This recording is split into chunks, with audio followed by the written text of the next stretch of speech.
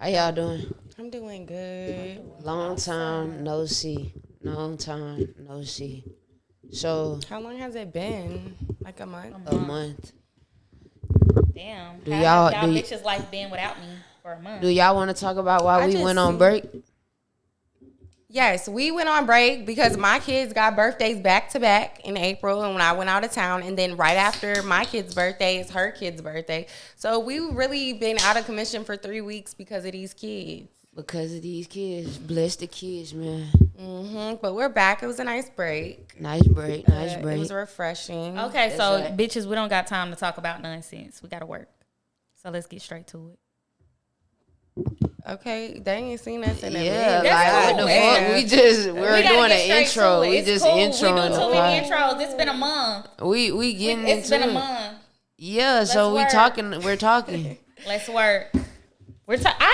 See, you know what? You're trying to fucking Karma. kill me. Karma.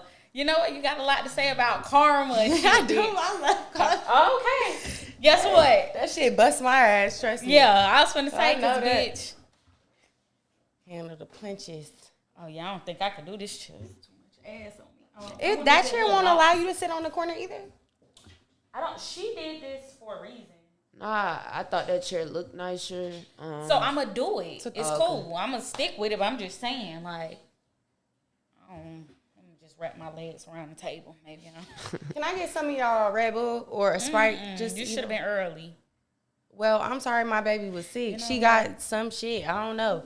She do. Her eyes don't bring red. this shit over here. Not me. I think don't what need to take that happened shit to my was kid. she took her diaper off because she be in the room playing and stuff. Oh, but she she took her probably diaper. ate it. No, not ate it, heaven. I think she touched it and touched her eye. Like I think that's pink what. eye. Yeah, and pink eye comes from that. But yeah, that was just that. But shit, I had a kid with pink eye before. Just put the shit in their eye that the doctor give you. It go away. Oh, just eye drops.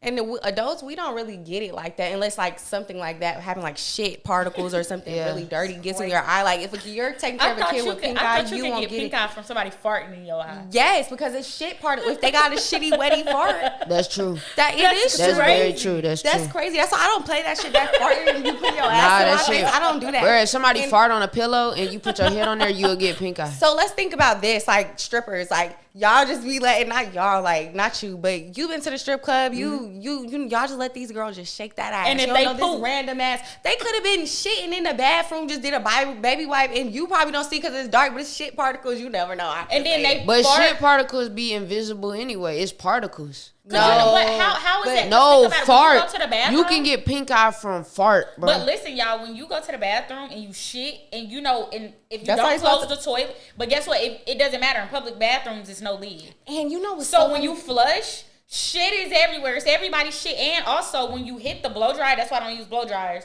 yeah, I know. That's shit everywhere. How? If Because when you if people flush- just wash their hands. Did we have this conversation before? I If feel like somebody this just episode- wash their hands, I what's swear I was don't talking about this. understand how The it's shit, particles. that's why you're not supposed to be in cups and stuff in the bathroom, because when you flush the toilet, it's like trillion particles shoot up and then they float around in the air. So your piss and shit is all in there. So what's the point of even trying to be That's why it's a clean tie. in a public bathroom? It's not. If that's the case. I'm not gonna say it's not a point. Still wash your hands. You wash your hands. If we do what I do, I wash my hands, and then when I get out the bathroom, I use hand sanitizer. To dry them. Not even just, I just feel cleaner using hand sanitizer after, because that shit just being in that It's whole just vicinity, nasty. it is Yeah. because it really does not have. That's kind of lid. excessive. That's excessive. Hand sanitizer. After you, You know just she wash uses your hand hands. sanitizer for every fucking Yes, thing. I like hand sanitizer, and I like the way it smells too. So I'm gonna use it, and it helps. That's excessive. No, it's really not. Because imagine this: you use a blow dryer, right, to do your hand dryer. Right. Then what if they don't have paper towels? Because a lot of places don't have paper towels. See, to I open won't the door. use anything. I just let myself air. Or if I have to open up the door, Yeah. I'll go get tissue.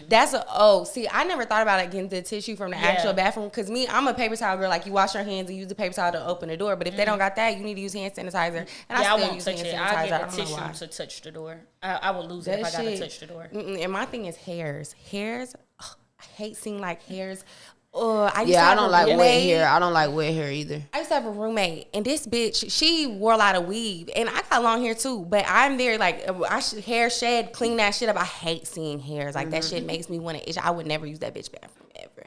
Like no, it was hair everywhere. It's just I don't like them strands of hair. Women's bathrooms do be like that is nasty. Yeah.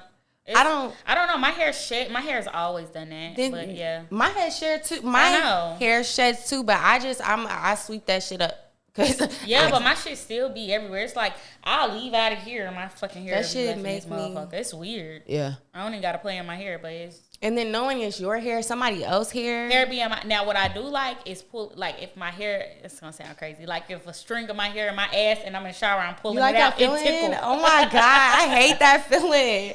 That's shower like whoo. I hate pulling my hair out in the shower because you definitely be having hair in your ass. Y'all crazy. So do y'all think y'all are good friends to all your friends? Oh yes. Yes. So are you a good friend to all your friends? Mm-hmm. I think so. Yeah, I was thinking the other day, like, I'm not the best friend. You're not? Yeah, no. What do you do to make you think that? I'm just not the best friend. Like, I'm not the friend that's always gonna be there for you. I'm not the friend that's like you can call. You know what I'm saying? Like, I'm just not a good, like, my friends just need to know that I fuck with you. You fuck with me. But I'm not finna be like talking to you. That's fair to not talking, but because I don't talk to all my friends. I'm a good friend when we hanging out. When we hanging out, I'm a good friend. But outside of that, I'm not really keeping up with you. I don't care how you doing in your day-to-day life. I don't want to talk. You're not a friend. Yeah, you're an associate. No, we're friends. No, they're your friend. You're not their friend. You're an associate. How? Because that's the problem. Like, why is friendship looked you don't at have as to talk it's like a relationship? No, like, no. Why do I gotta? It's a ship, relationship. But as a friend, like, bro, I shouldn't have to talk to you. No, you don't have to. This is the thing. What made me say you're not a friend and you're associate. As soon as you said, I don't give a fuck how you're doing. You can't call and depend on me. So I don't talk to my friends all the time. But I have friends that literally I probably haven't talked to in 2-3 years. They'll call me, Heaven, I need advice. They'll tell me their whole life story. I need you for X, Y, and Z. They know if I'm not gonna really per se say I'm a money friend unless I'm really, really close to you because I don't play games like that. Because that'll open up other doors. Don't need me. Don't need me. They know because you if do anything, not need they can me, call bro. me, but I'm there. As a friend, do not need me, please. Because I'm not that friend that you can need. You're an associate. Yeah, you are an associate. Okay. And it's okay to be that. That doesn't mean you're a bad person. You're just not a friend, though. Yeah, I don't really use the friend word loosely, but my friends, I feel like we're friends. Like, I don't talk to them. Yeah, because they're your friends. Yeah. But you're not their friend. No, we're friends. You don't care. I don't give a fuck how you're doing and shit like that. You should care because what if your friend was in the hospital or they're about to die? Obviously, I would care if they was in the hospital. But like whatever you go through in your day to day and okay, this was what I would say. Don't need me for nothing. Right. Exactly. But sometimes you need people for things like that are not really materialistic. Like sometimes people do need that listening ear because what if you had a friend that was like you don't even know they're about to kill themselves, like. But just speaking with you, letting you actually listening, they're like, hey, I just need to talk. And you just being there, you could literally talk them off that ledge. And you didn't know that they felt to. And that the fact that you're like, oh, you probably don't reply because you don't give a fuck. They might go kill themselves. That's my problem. I'm not a good friend. Like, it'll be situations like that. And literally that just happened to me, actually. That same thing? Similar. They died? Yeah. But this is the thing. But it's not because I don't fuck with you. I'm just not the nigga Are you scared to get... I think when people are like that, I feel like it's inner work that they got to work on. Not trying to like... You're right. You're 100% right because... You probably got trust issues. Yes. Okay. And like betrayal. Like, that's trust. Okay, so look, listen. I would say this because... But it's not... I'm not holding it against my friends. Yeah. It's a personal thing, but listen, I will tell you this again from experience. I used to semi be that way. I wouldn't consider them friends though. She was probably like the only person, honestly, her and Miles was probably like the only two people I would have considered friends, especially like at that time in my life. I'd be like, oh, I don't got friends. I don't give a fuck and stuff like that. But I did have people that was genuinely my friends, but I used to look at everybody like you said, like, oh, I don't trust nobody. I don't fuck with nobody. Is this, that, and the third. But over time, like, the older I got, when I actually end up having, like, an actual group of friends, I realized the value of that. Like, it's a good feeling to be able to have, oh, she's busy, fine. I got 5 other friends over here that I can go do shit with, whatever the case may be. I can only confine in her, but I have my other friends where I can do X, Y, and Z with. So, yeah. I'm not saying that's what I don't have. What I'm saying is, I think you're in the eyes of like what y'all are saying of what you just said. What y'all are saying, like as a friend, you should be there for your friend. That's y'all's idea of a friendship. My idea of a friendship is like, I fuck with you. I shouldn't have to like, cause it ain't like we're fucking or you're like. It's like we're friends. Yeah. Okay, and at any given moment, we can go our separate ways. So right? My problem is, okay, I think growing up, I had friendships that I invested, like I was emotionally invested into. And one way or another, like the relationship goes sour. And when that happens enough times, it's like, okay, I can still fuck with people, but only to a certain, you know what I'm saying, to a certain degree. Like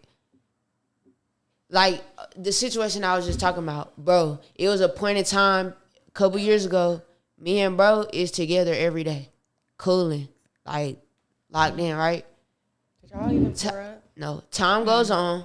People go, people grow apart, whatever. I still fuck with you for real in my heart. Like, I'm fucking with you, bro. Regardless, like, I don't need to see you or talk to you for years. You know what I mean? I fuck with you, but I'm not the nigga that can I'm not gonna, I don't know, I'm just not the, I guess, like, what society wants the friend, what, like, the cutout, tailored friendship definition would be. But I don't project, like, I'm not projecting nothing on my friends. I'm not telling them, oh, nigga, I don't trust no nigga, I ain't trust. I just don't do it. I don't have to talk about it. That's just something with me. Like, I'm not projecting that on nobody. I'm not looking for nobody to like, oh, this nigga gonna cross me or this and the third. I'm not like going out to the world and like thinking maliciously about my relationships, but I'm just not the nigga that. You're just protecting yourself before it gets to that. I'm just not a high maintenance friend. So meaning I don't need friends that need a lot from me because I don't need a lot from my friends. You get what I'm saying? Like when we get together, we get together. Other than that, like, bro, like we both grown as fuck and living our lives. So obviously I care about your well-being. I care about like your life because I fuck with you. But I'm just not interested in like everyday shit with a friend. New updates. It's just like, and you know that's respectable because I have friends like that. Like even Dakota, that's me and Dakota's friendship. We don't do a up to date, but let me say something about Dakota. Dakota shows up for me. Mm-hmm. My kids' birthday parties, Dakota's there. If Dakota's not there, she's sending something for my kids. You know what I'm saying? We might not talk every day. She might not know all my business. I might not know all her business, you know, but we're still cool. Like it's still, I know she cares about me. I know that y'all gonna show up for each other. Exactly. When it's time. And I feel like there's different levels. That's how I feel. Friendships. I show up when it's time. Okay, you know what I'm saying? You have to watch your words though because you just said you don't care, and to say you don't care about somebody you call a friend, calling somebody a friend. Say I don't care about calling somebody your friend is a caring word though. Like that is. It says who? It is. What you gonna betray? Like be for real. If you really consider this, how does it? But look, how does that equate to? How does me saying I don't care necessarily about your day-to-day life equate to... you said you don't care about them and what they got going on. Yes, you did. I said I don't care about how you're doing. Don't call me. Don't call me. Pour me some of that too, please. Don't call me. I don't even want to lie. You, cool. Splash me. Perfect. Don't call me if you need anything. Don't call me if something wrong. Like saying stuff like that, it goes back to what we're both saying though. Like, hey, just tread lightly of that because at the same time, you just never know who you may have to call one day. Like for anything, and it may not be like I literally have a friend that I haven't talked to, honestly, since like high school. And one day I had to make that call, be like, what the fuck? Like, I never thought I would have to call this motherfucker for anything. And it was just like, hey, I need a favor. Done. Because I've always been good. I've always been there. So it's just one of them things where it's just kind of like, yeah, you can't consider yourself as a friend if you feel like you don't really give a fuck. You're just an associate, and that's okay to be an associate. It's awesome. Well, I started it off by saying I'm not a good friend, so. Okay. And it's okay to I'm work on not that. I'm not Yeah, really it's not a a good powder. friend. I feel I started off by saying it because I know most people think of friendship the way that y'all are talking about it, and I just don't look at it like that because I don't need. See me, I'm not calling my friends for nothing to need anything. Okay. You get what I'm saying? Like, so I don't see a point ever where I would be calling a friend. And why you probably feel like that too is because a lot of I've met people like you. When you go through certain shit by yourself, like really shit, like shit that like self-evolving shit by yourself, it's kind of hard to like to feel like I with somebody like that. Like to just that's really what it is. It's the bonding thing. Because at the end of the day, I know that I don't need you. But what I will say is, I feel like God didn't just put us on this planet by ourselves. I feel like there's a reason why he put us on this planet with millions of other people. Mm-hmm. So you do need your village, you know? Yeah. So even if you're not that friend that checks on people, just make sure you know how you got a family, right? Yeah. And you got them family members that you never hear from. But they pull up to the family event and they kicking it, they cool. Yeah. But you just don't hear from them motherfuckers in years until it's the next family event. You're right, but you know what I'm saying? Yeah, all we're saying is just kind of like it's still good to. I don't know. You just never know who you gotta call. That's all. It's okay to check on somebody out of nowhere and just like, you okay? You don't have to just every day. Yeah, like it's fine because me and her don't talk every fucking day. Like, it's just one of those things. Yeah, we talk a lot, but I mean, we don't talk every day or anything like. But even beforehand, like, we took a break. Yeah, we went a whole like couple years. Where it's just like, oh girl, you straight? All right, you all right? You know what's so funny? Okay, so we took like probably like a 3-4 year break, and then we end up running into each other at the fucking jail. Was it? And it was like what the fuck? Like, so we ran into each other at the jail, then we had us another little run, then took another couple of year breaks.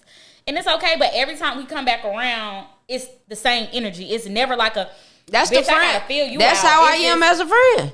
Like literally, like I got multiple, like even just like Mello. Like I really had not talked to her in years before, like just last month or 2 months ago. And it's the same shit. Pick right back up. Aaliyah, I haven't seen Aaliyah in years, bro. It's the same friendship. That's how it is. Aaliyah and see them two, or I just use Aaliyah for example. Like Aaliyah don't call me for nothing. When we talk. Like we'll be on the phone for hours. You know that show when we talk, but it literally be like out of the blue type shit. You know what I'm saying? Because that's what we did through our little years. Yeah, like we're about to eat out of nowhere, and then shit, bitch, I ain't seen you in another year. Shit, bitch, we follow each other on Instagram, nigga. Like I see your life. You know, I know you doing okay. I know when you going through shit. I see it on the Instagram. But like, I'm not finna be the friend to call you when you posting on Instagram what you going through. That's fair. You know, my prayers and blessings to you. You know that in my heart, I fuck with you. But I'm just not the nigga to be picking up the phone. I don't even do that with family, bro. Like it's family that I talk to every day, like my daily family. But like, man, I get it. You know what I'm saying? I'm still a good friend. I'm not a good friend as it's You're like not a good that idea. I'm not an active friend. Okay. I play the background. Okay. You know I'm there, but I'm just not there. All the time. I'm an active friend. I'm a call. I'm both. Y'all okay? I'm okay. Y'all having a good day or not? Yeah, like I can say I'm both. I definitely used to be a terrible friend though. Me too. Yeah, I genuinely was a terrible friend. Like it will be birthdays. I'm not showing. That's where I felt. Yeah, too. like I won't come to your birthday, but then everybody calling me, "What you gonna do for your birthday? What about this? What about that?" And then I remember one year, I finally planned something for my birthday because I'm not a birthday girl. So like birthdays ideally has always been like sad times for me. So it was just like the time I did plan my birthday, and I'm like, okay, I'm having this, I'm having that, and I had people show up for me. I don't know. I felt like I seen something. Bitch, don't be seeing shit behind me. See shit behind her, so I can see. But yeah, like when people showed up for me, and then when I posted it, and other people was just like, "Why you didn't invite me? Why this? Why that?" And I was just like, "Damn, I didn't think you would come, cause I don't show up to shit." And then when it came to my kids' birthdays, people just showing up, coming, and it was just like, okay, you have to do better, because people show up for you, and you want people to show up for you. I want people to show up for me, and I was definitely that friend. Like, I ain't coming, but I'm gonna send you some money. I was a payoff. That's all I was. I was gonna pay you off for sure, but that's not cool because I know how they feel. Yeah, it's not. And people always show up for me, and I told myself that I have to start showing up for my friends, and that's just what I've been trying to do, because that's fucked up. Like, your birthdays, everybody coming in, and your kid shit, everybody coming in. When it's their kid shit, bitch, you ain't nowhere to be found. Yeah, that's feeling me. Shitty. That's me. Yeah, so it's just kind of like, nah, like you don't want it. That's bad. Yeah, it's an enjoyment to have people show up for you, though. I can honestly say that. Yeah, and that's when you learn to cherish people. So, are you a good girlfriend? I'm a great girlfriend. Yeah, I'm awesome. Why do you? I think I'm a great woman. I don't like to really use the term girlfriend. I think I'm truly a great woman, and I wasn't always a great woman. But I feel like with time, I became a great woman, and not because a bitch cook or clean or nothing like that. I feel like I do a very good job of making people feel whole when they're around me. And I feel like that really matters, because people don't, you don't got to clean. You do not have to cook. You don't really have to do none of that shit. Because sometimes, bitch, I don't be doing none of that shit. Not saying that I don't do it, but shit, sometimes I don't want to. It is what it is. A nigga's not going to leave because you're not cleaning up or cooking. Cooking, or it's not your pussy. It's literally none of that. Like, not your size, nothing. It's who you are and how you make somebody feel. Like, people stick around for the feelings. You can have $1 million. As soon as you go broke, people leave. If you make somebody feel good, like truly on the inside, you make somebody feel good, they'll stay. Yeah, and I think that's for anybody. Yeah. I feel like for me, I pour into people, but that's not even just in a relationship. I feel like that's friendships, random people. Like, I can agree on that about you. I pour into people so wholeheartedly. Like she said, I don't want to put a title on girlfriend. Like, I'm an overall good person. So, yeah. And I'm definitely worth losing. I feel like me, I'm a person, wherever I go, I'm adding value to you. So definitely a life upgrader. Yeah. Like, definitely. I definitely, yeah.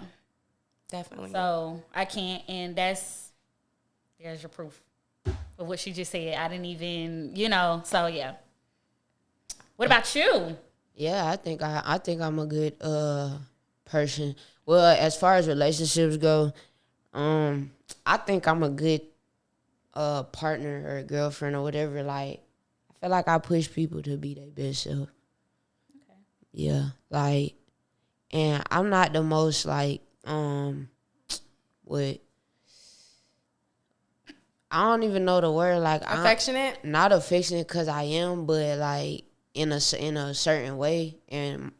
In a certain way, but I do feel like I'm affectionate, but everybody don't want affection and stuff like that. I'm one of those people, like, I can give it better than I can take it. Like, I don't, everybody don't somebody start hugging on me, because like, and it's not me trying to be mean, because I might very well like it, but I'm so damn awkward. I'm like, why you touching me? Like, I was like that before, and I'm so happy that I'm out of that, because it was so hard for me to accept people that love me. Yeah. I didn't feel like I was deserving, like, of a person. Like, I will pour so much into you. I will be living all on you. The moment a motherfucker come hug me, I'm like, why you feel like that? I was like that. Not anymore. Why?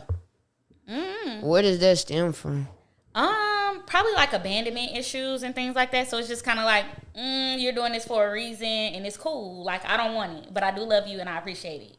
And women that don't have fathers in their lives, and that's not knowing your father and your father being your life is two different things. Like, definitely. I know my dad, but my dad wasn't in my life, especially not actively. Like, he wasn't there, he couldn't be. But long story short, I feel like women like that, they tend to not know how to accept it, because intimacy and affection. From a man, because what the fuck? This is new to me. Like, it's weird. And then I think that's another reason why there's a lot of what we call hoes or sluts or like people that are promiscuous, because look at it, it's so many people without fathers. Yeah. Like, and I'm not talking, if you got a stepdaddy, you still got a male figure in your life that loves you. Like, if they love you and treat you right, obviously. But if you don't, you're looking for that, and sometimes you don't even know it. Like, and it's like statistically proven that you find people that's like your dad. You do. So for me, I didn't realize it until like I was actually in that position. So my dad is in my life, but he's a financial dad. So it's like my dad is definitely gonna miss the biggest day of my motherfucking life, but he gonna send some money or send something, be like, oh yeah, I missed it, but whatever, I'm gonna pay it off. And I used to accept that type of behavior. I used to think that was love. Like, oh, it doesn't matter. Like, long as my bills getting paid, long as I'm getting the money to do whatever the fuck I gotta do, a nigga being there shouldn't be a problem. yeah, and you know why I think that is? I think that's because when the father is not in the household, you can't learn the father. Like, you don't know the father, so you don't know what a man DNA. is. Yeah, you don't know what a man is. Not even just what a man is. This is your DNA. You can't, like with your mom, you've been with her. You can say, okay, this bitch got this problem. I might have it too, but I'm not gonna do things. I'm gonna do something different because I see what happened to her. You don't know what the fuck happened to this nigga, so you're just going into these temptations, these vices, probably just in your blood. Because people become alcoholics and don't know why. Alcoholism is a hereditary thing. So it's hereditary. Not just that means it's just in your blood. In your blood. But I thought you was trying to say like it could be from the dad. It could be, and you don't know. Yeah, exactly. Just a missing parent. You never know. But I think that has a lot to do with a lot of stuff, having a dad not there, or even just a parent, but a father. Do you know that women? I know for a fact women without a father. For a second though, let me say something.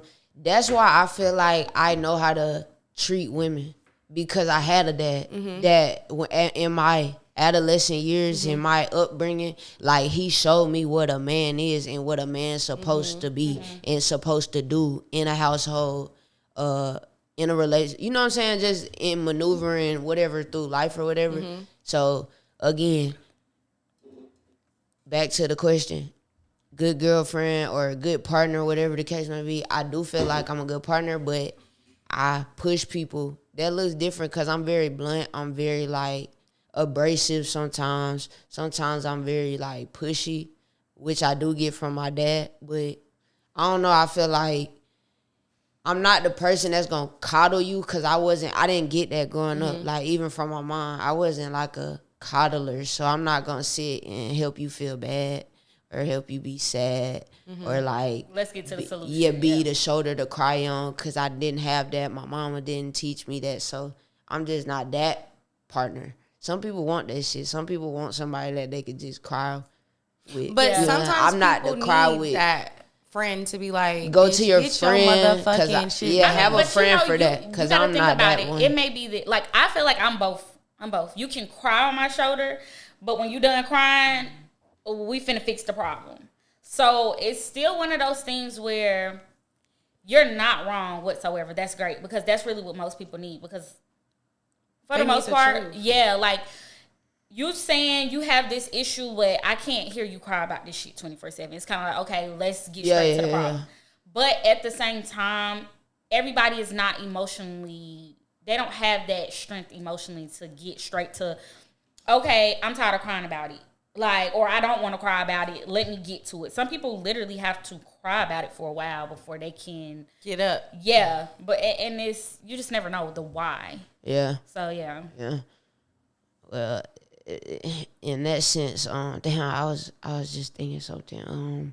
But staying on the topic, I feel like any partner, period, they should be able to pour in you and make you a better person. That's just what it is. Like, if you don't come out of a relationship, people always think about money, material things, but literally you should come out that relationship grown. Like, not grown, like, oh, I'm a grown up, like, with growth. Like, you should not be in a relationship or dealing with somebody so intimately for days on and you're not getting anything out of it. It has to be something that they make you feel. Maybe you feel love. You probably, you feel more confident around him. Something, but it got to be something. You can't just be there for the sex. Yeah, exactly. And some people, like, they get into relationships where you're not necessarily, like, the person isn't making you grow, but the situation is. You know what I'm saying? Like the things that are happening in the relationship, this person is maybe like revealing or bringing certain things out of you or revealing certain things to the point where things are starting to make sense. When you look back in retrospect, it's like, oh, damn, that's why I do that. Or, damn, now that makes sense. Like, this person, they might not even consciously know they teaching you something. It's kind of like God speaking through other people, being a vessel. Like, they might not even be aware that they doing that. It don't mean the relationship was a waste of time. It's just like, I got what I got from it. Because bad relationships you got what help. you got from it. Bad relationships help people. They really help people grow, because you sitting in a house with somebody for like y'all live together, your flaws are gonna come out. Trust me. All that little facade shit you thought you had coming on, pulling up, sleeping over my house. No, when we live together, it's gonna come out. It's real dirty. It's either gonna really dirty, and that's where the work I feel like comes in. Some people, you either just stay dirty and you just move on to somebody else, bring that dirt somewhere else, or you don't gotta stay with the person, but you'll pick, okay, this is wrong with me. Okay, I see that I let this type of shit get under my skin, and I need to work on that. I need to fix the inside, because I feel like what happens in life is we go through this period after we get out of high school and we just do shit to ourselves. We don't even realize the trauma we bring on ourselves. We're just doing stuff. We never even stop to heal. And then you get to a stunting point in your life and you're like, I'm fucked up. I'm fucked up. And it's this shit wrong with me. And I feel like relationships bring that out faster.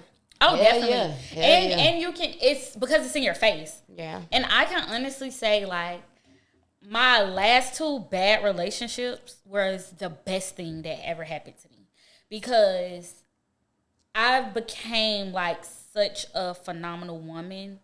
From like, the hurt is one of those things where I just love to think back at and be like, oh my God, like, I'm so excited that you hurt me. I'm so excited that you did this, because without that hurt, I would have never learned my lessons. I would have never understood, like, hey, just because you're a good person doesn't mean people won't do ill to you. Yeah. Just because you're a good person doesn't mean that everything is supposed to revolve around just being perfect, because that's what I used to think. I used to think, hey, you do good by people, people are going to do good by you. Absolutely the fuck not. That's not the case. But I also learned a lot of my flaws, a lot of my ugly ways. Like, yeah, I was good, I was sweet, I was caring, but I did have a lot of nasty ways that I used to feel like, oh, this don't matter that my attitude is this fucked up because I do X, Y, and Z. Oh, I can talk to you this way because I was raised like that. I grew up around yelling and all of that stuff. So I thought, shit, that's normal. Like, I'm doing everything else, so that's cool. Like, so you definitely learn, you pick. And without those nasty times and hurtful times, I would have never learned how to control myself and how to genuinely be literally who the fuck I am right now. Yeah, because you need that. You really do. Yeah. Yeah, for sure. So what about how long are you willing to, how long do you stay in a situation where you feel like the person isn't a good partner?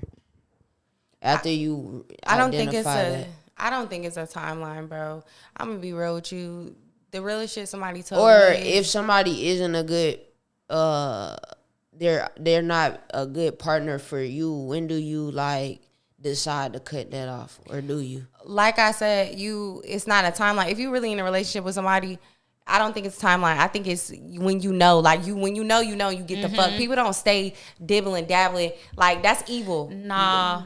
When I say dibbling and dabbling, I mean, like, how should I say, like, yeah, in a perfect world, you wouldn't dibble and dabble. I feel like you know when you can't take this shit no more. Yeah, but you got to think about, by the time you finally decide you can't take it no more, you done added on years. That's when you decide. Yeah. So I don't feel like it's really a time limit. I feel like it depends on where you are personally, your self-worth.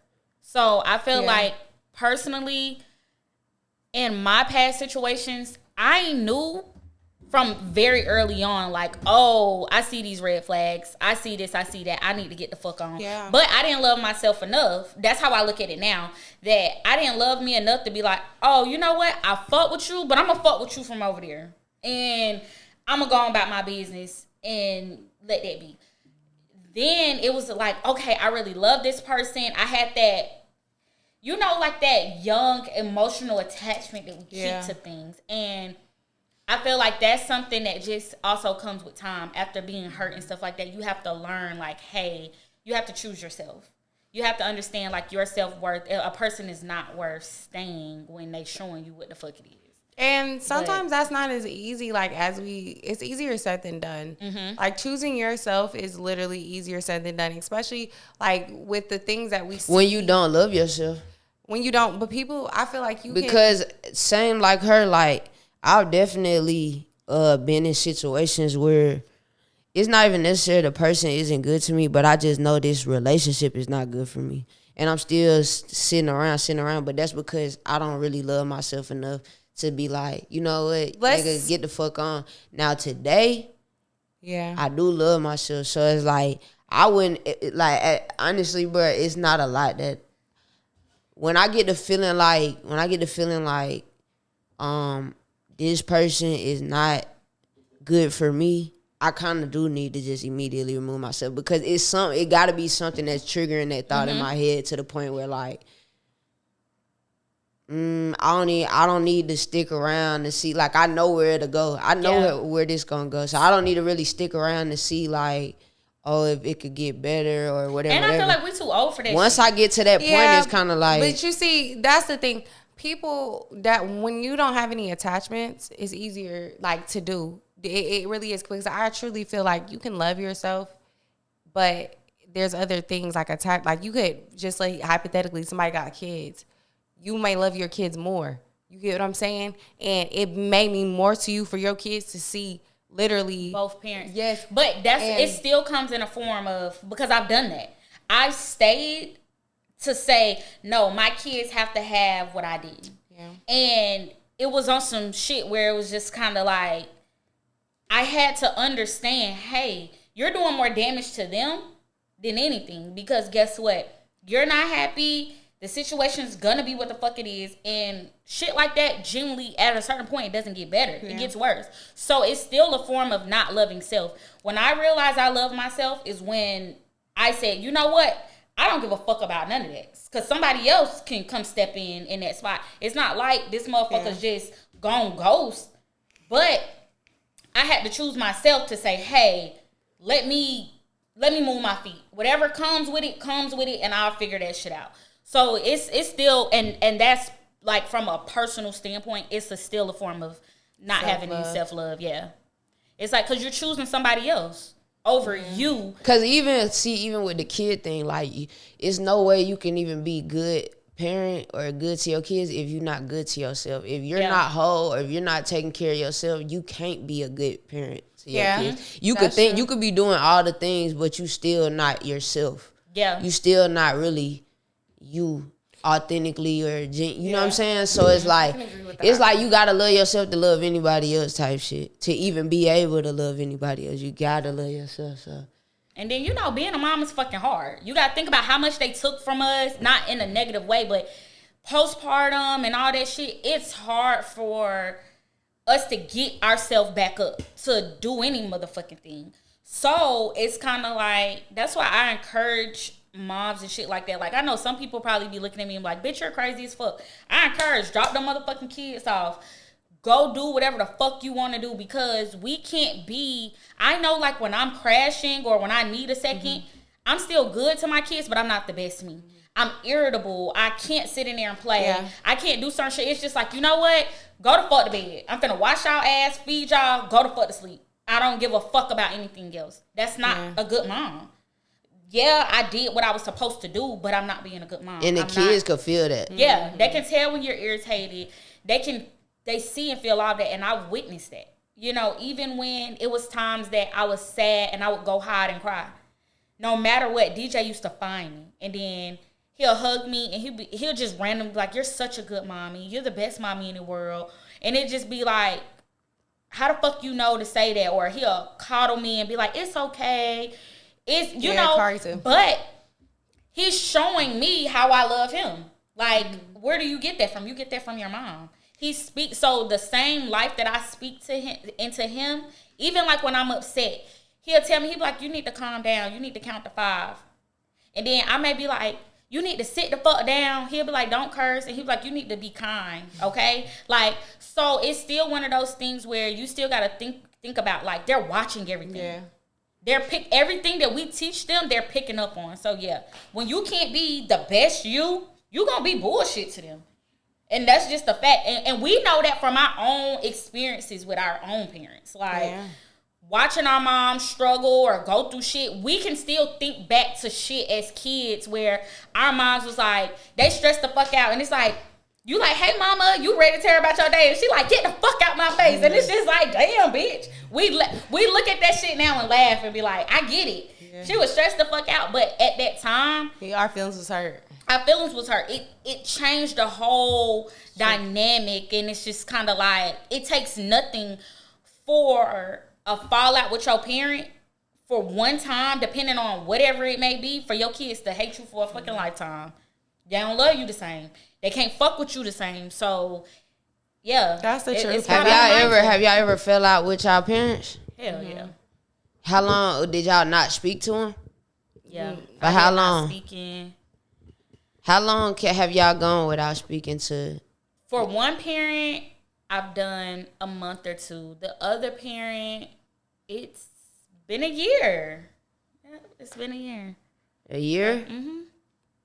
For one parent, I done did like 3 or 4 years. Yeah. Well, yeah, longer than about the same Your actually, mom? but right now. Of course not. Oh. We know, like, you should have known when I started with that was not my mom. My mom, I don't know, she be bitching, but I be talking to my mom. But, like, to forgive you, though, like, it took me a long time. I would never, my mom only really crossed me one time, I feel like, in our entire life that I can say this bitch really crossed me. She crossed you? Yeah. What's she do? I'm not talking about that. But she crossed me, and I hated her for so long for that. It's not even was enough like I hate you, but it's like I can't fuck with you. Like, like, you know, like you're my mom, and then the dynamic of me and my mom is it was just me and my mom. Like, I have an older sister, but she was born in Trinidad. My sister didn't come up here till she was 15. So that whole time span when I was born, it's just been me and my mom. My dad did 10 years in federal prison and got deported. Literally, me and my mom. So to me, I'm like, yo, you really fucked up. Like, you tried me. Yeah. Yeah, definitely. I can't go a long time without talking to my mom. Now, my dad, I don't went some time without talking to my dad, but my mom, nobody cares about I think it's dads. My mom, I can't not talk to my mom. Me either, even if we beef and I'm like, you all right, bye. At least a text. I'm at least sending a text or something. Like, I can't not talk to my mom, bro. Like, you cool? See, I feel like sometimes it just depends in the back of my mind, it's always like, damn, they could die. Yeah, mine too. God, I hate thinking like that. The older but they get worse. I'm like, damn, she could. Yeah, you never know what's happening out here. Talking or nothing, I would never forgive myself. I would never. If any of my parents die while we into it, bro, I would never. Well, my dad, I would never forgive myself for not talking to them. And I don't mean this in a fucked up way. But like for my dad, I feel like shit. This nigga went like we've done gone. Probably like 3-4 years, no communication whatsoever. Damn. And he'll do some shit like watch me on Instagram or like my shit on Instagram. And I feel like, shit, nigga, you can do the fuck you too. Like, so what am I, I shouldn't chase you. Because at that point, I feel like you done taught me basically to chase a man because you do shit like that. Yeah. And fuck no, nigga, I'm not doing that. If it's fuck me, it's fuck you. You want to fuck with me on Instagram? Fuck me on Instagram. I ain't fucking with you back, though. Yeah. Like, it's cool. So, yeah, like, that's just how I feel about shit like that. And, I mean, obviously, I don't want him to die or anything like that. But it's still one of them things where it's just kind of like you setting up the tone for when it is that time. It's kind of like, damn, like, all right. Shit. Yeah, man. Nah, I'd be extremely sad if I wasn't talking to my mama and she happened to die, bro. Like, I wouldn't be able to forgive myself. Yeah. I don't even know if I could live. I don't even know if I could live after that. I don't even know if I could live if we was in the best places. Oh God, bro. I tear up just thinking about that shit, bro. I be so scared. Oh God, bro. But you know what's so crazy? People that's lost their mom, man, and Mother's Day passed since we ain't recorded, so happy belated Mother's Day. But people that have lost their mom, bro, I got tremendous respect for you, and man, peace and blessings, and my heart goes out to you for real, cause I cannot imagine I can't and imagine especially that being shit, a mom, I cry so much about that, and I pray to God so much about that. Like my kids never have to experience a life without me. Yeah. Because it's scary for me to think about like how I love my kids. I don't give a fuck. Like I remember one time me and my mama went back and forth about that because I was like, you know, nobody's gonna love my kids the way that I do, and she was like, I will, and I was like, hold the fuck on, no the fuck you won't. Like, and my mama, you know my mama, and my mama gonna love the fuck out of my kids. Like, it's no doubt about it. My mama gonna make sure they know that I love them, everything about me. But it's also one of those things where a mother's love is just your mom. Yeah, it's your mama. Like, can't nobody in this world for a fact is gonna love me more than my mama do. But it's like when you lose your mom, it's like, bro, I just lost like the thing that put me here. Like, what the fuck am I even doing here? That's a part bro? of you. Yeah, it's like your you mom just died when she was having you. Yeah, it's a lot of people that happens, and that's the scary thing about birth. That's why I genuinely have no respect for men that do fucked up shit to their baby moms, and especially like in times like that because it's on some shit like this bitch could die delivering your seed. Yep. So now it's kind of like you being fucked up and being all these type of ways, and she fuck around and die, and guess what, nigga, you stuck with this motherfucking baby. Yeah. So that's by default. Yeah. This your motherfucking responsibility, and it's just kind of like that shit's serious. Like mothers die after giving birth. Like, you would think you okay, and a motherfucker just up and die. And like, they just start bleeding out. Yeah, they'll bleed out. Man, all type of crazy shit. I got 2 epidurals, right, with both my kids. But 2 at, like, so 4 total. No. Oh. I really had 3 epidurals total, but because I had to get one for a car accident. They do that type of thing, too, for that. That don't count. I was yes, talking it about does. birth. I said I'm talking about, but I'm finna get that. I'm finna get that. Epidural, yeah. If you got in a car accident, it actually do really help. Yeah, I'm not gonna lie, that shit had really helped me out with my back. I think it's wearing off. But long story short, I got an epidural. When that epidural wear off, motherfucker, it feel like your pussy is falling to the goddamn. Well, I had 2 natural births, so. Not me, bitch. I ain't feel shit. Strong when I had Corey, I thought that shit was a joke. Like, I'm laughing, pushing the baby out because, like, literally, like, even when I was pregnant, it didn't really dawn on me, like, bitch, you finna have a baby. You finna have a baby. No, until I seen her. Like, when she came out crying, that's when it just all hit me. Like, what the fuck? Like, I'm a real mom. And I was just, like, I was so emotional for those first couple of days because I could not believe I was a mom, like, at all. But hell nah, your coochie be hurting. See, mine wasn't hurting. It was just, I could feel that I was opened. And it was just like, whoa, what the fuck? Like, but I wasn't in pain. I didn't feel shit having the babies. That, like, pushing them out, like, it feel like you taking a shit. I'm gonna be real. When you get an epidural, it literally feels like you're taking a shit. It do that naturally. Now, with DJ slid out. I ain't had no issues because, you know, I was in a car. Yeah. So I was standing up. So I'm like this in the car. Oh, shit. I'm like that. And then he just, like, slid out. But they said that's how people are, like, supposed to so have gravity did the motherfucking thing for me. So I had, when I say zero pain, zero. With Rose, oh, my God. So recently, Diddy trial just started last Monday, or this Monday, actually.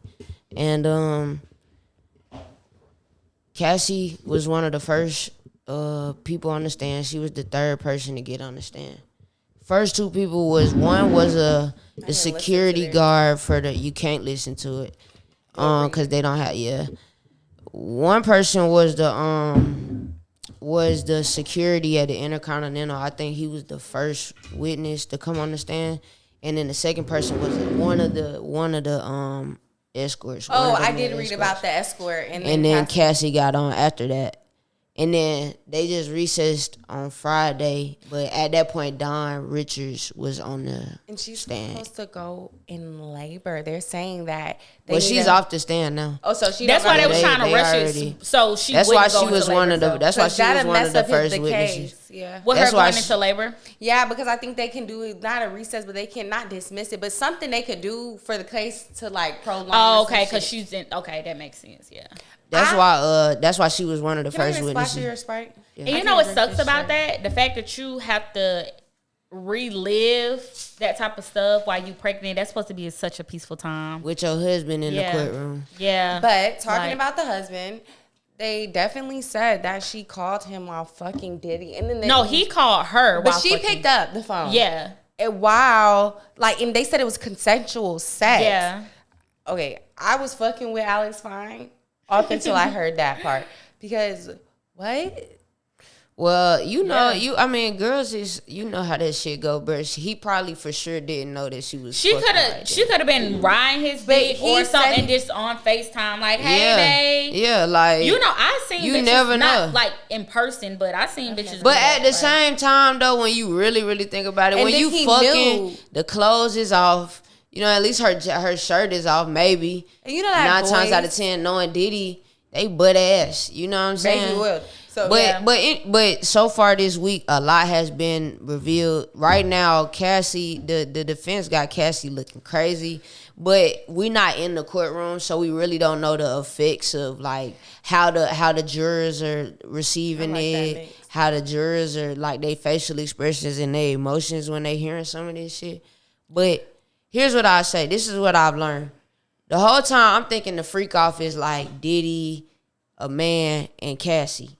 And they just fucking and he doing some gay shit with the man. I'm thinking that's what the freak off is. Watching. No. He's sitting wherever he's sitting at, jacking off, watching, right? Multiple escorts, multiple male dancers in one session are coming in and fucking this girl. Yeah. And like we heard, like with the lawsuit, they looking for big black dicks and shit like that. So they trying to find the biggest, blackest dicks. Not every time, but a lot of the times, they fucking her with objects. They pissing on her. They doing all type of shit. Pissing in her. All type of shit, bro. And I'm thinking the freak off is just some gay shit. You know what's crazy? I'm not thinking the freak off is like some like... I wasn't that's even like thinking, on some sex slave. But I wasn't even thinking just that small. I thought the freak offs was like a house orgy. Yeah. Where it's hella that's people. What I yeah, like I was thinking like when they have those like. The little things like when they be like, oh, when Diddy asked the party, say no. And I was thinking those were the freak offs. Yeah. So just like a house full of celebrities and everybody is in every room fucking. That's what I was thinking. But I think those were freak offs too. But I think just with Cassie, those are sex parties. And that is I think it's sick to do that to a person. I mean, but you know what? Yeah, that's very sick. They regardless. I seen a lot of stuff on Instagram that said they're questioning Cassie, but that has nothing to do with his charges. But truly, I don't believe that they don't care. It's not. I'm not gonna say they don't care about the charges, but they're trying to paint a picture of the nigga because you can't unsee. It's destroying his character. Yeah. Which and truly, after you hear this shit, you can't unhear. Like it's not you have like you're having multiple men come and basically run a train on this woman, piss on her. You're degrading a shit woman like this and putting it in this bitch. Tito's bottles. Yeah. And like, just sticking them in. Yeah. Like, that's crazy. Guns, shoes. Guns? That's, and then it's. Wait, guns? Mm-hmm. They didn't put no gun in her. You just saying. Yeah, they did. The dick of a gun. Yes. The barrel. But see, this is the thing, too. Now, how it fucks with me in my head, and I stand. I'm still gonna stand with her because she's a woman, and I don't think anybody. When you think about the age difference, she's 19. Yeah. This man was 37. He's 50. Let's put it like this: he's 55 right at this moment, and she's 38. Okay, that's a big age difference. So he could have very well manipulated her, but still, like at some point, you gotta know this is sick. Like, see, this is what I think. When you talking about a 19-year-old, right? Mm-hmm. They met when she was 19, and they kind of probably started fucking around like she 21. Wait, I have a question. 2021. So when she started making music, was that because of him? No. Okay. She already had Me and You before she met him. Okay, so that's how he found her. Yeah. Okay. And he found her through Ryan Leslie, which is the producer of Me and You, and which was her boyfriend at the time when he met her. But anyway, though. This is what I say. They're painting a picture of him. You right, but being freaky and like doing that stuff, although it's like morally, it's just like nigga, you weird. It's weird. I'm not judgmental, so whatever floats a nigga boat. You know what I'm saying? However, that's not a crime. It's not a crime to like fuck weirdly. And she never said he forced her. Right. Other than that one time. She said she got raped. Well, they on the stand on Friday, they kind of debunked all that shit. They kind of really debunked that rape shit bad because she claimed she got raped on a certain date. And whatever happened that night, they was together. It did happen, but then 2 days later, she was trying to link up again. Now, what I will say is what I've learned in rehab and shit is like with like abusive relationships and Stockholm syndrome. Like when you get somebody that young and you basically groom them into whatever. When you with somebody on a low level, like not a low level, but the average person, when you're with somebody, your lifestyle or their lifestyle or your lifestyle, y'all's lifestyle becomes each other's lifestyle. Mm-hmm. Like that's just what it is. So when you talking about Diddy, who's ultra rich, this early 2000s Diddy, bro, like this nigga at the top of the game, he's the man. And you talking about a 19-year-old girl who is an artist, that's trying to be an artist. She trying to be out here on the scene. She trying to get her career popping and all that. And you happen to just get into this relationship with the hottest producer, arguably the greatest producer of our lifetime, at least, or of our era, greatest producer of our era, bro. And you get with him, shit. You damn near looking at this nigga like God. It's a God. Like it's a God thing. Like it's like, damn, this nigga, this is the nigga. This is the top of the top that you can get right now. You know what I'm saying? So I look at it like when she first initially, because if you read the transcripts, like she's admitting and agreeing to it, like she was all for it. She was all for the freak off. She wanted to do it, but the way that the defense is painting the picture is like you wanted to be his only girlfriend and you was willing to do whatever you had to do to be his only girlfriend at the end. Which that could very much well be true. Yeah, I think that is the case, and that's why, like, I'm saying to his defense, like, although the shit is nasty, although the shit is fucked up. Okay, but that's just the nature of what their relationship was. He got her when she was young. He groomed her into whatever he wanted her to be. But is it a crime though? She was of age. So this is the thing. It's not necessarily of that what he did was a crime. It's just the fact of the matter of you went to these weird. Just imagine the stuff that we know that he did to her. Just imagine what he did to all these other women. Just imagine all the things that he's gotten away with. So that's what, like, I sent y'all a podcast. I don't know if y'all watched it. It was with 50 Cent and Andrew Schultz. And 50 said that. He said, look at all the stuff that they're accusing Diddy with. Mm-hmm. If he literally got away with half of it, think about what he getting away with. Yeah, that's still crazy as fuck. So let's just think about how he did get away with murder. I believe everything they got in the indictment, he's done did it. However, when it comes to in the courtroom and you speaking about law, that's what he paid them fucking lawyers so much money to do. They know how to. They're gonna change. They're gonna paint a different picture. I ain't gonna say that because I don't know what else the government got in store. Yeah. We just heard Cassie. They got a list. They got a whole bunch of witnesses, a whole bunch of evidence, and a whole bunch of and a couple different sex trafficking. What is the definition? Look up the definition of sex trafficking. Sex trafficking is just basically that's what he's being charged with. Matter of fact, let me look it So up. if they're not, it doesn't matter regardless. If it does not prove sex trafficking, and with the amount of money Diddy got, I personally feel like he's going to get off. I think it's one of those things as well too. Like it's a possibility his intentions wasn't to sex traffic, but so many people was willing to get down to what he wanted to do just because of who it was. Yeah. So you have a lot of people that, let's say for instance, the nigga can walk in here right now and then he could say some shit, say we just trying to get this shit off the fucking floor. And he like, oh, I want y'all. You know how easy, no matter what the fuck, not saying that we just going, but the reality is, it's nothing for if people like, okay, I just want to fuck y'all one time. And if you talking about Diddy, it's like a once in a lifetime type of situation. And it's a person that can change our life. Literally change your life. You talking about fucking, and he's like, okay, do it one time. The reality is, guess what we'll say? Oh, bitch, we fuck for free anyway. Why not do it? So. And that's just the honest to God truth. No matter how much, bitches try to act like, oh, I'm not fucking for nothing or nothing like that.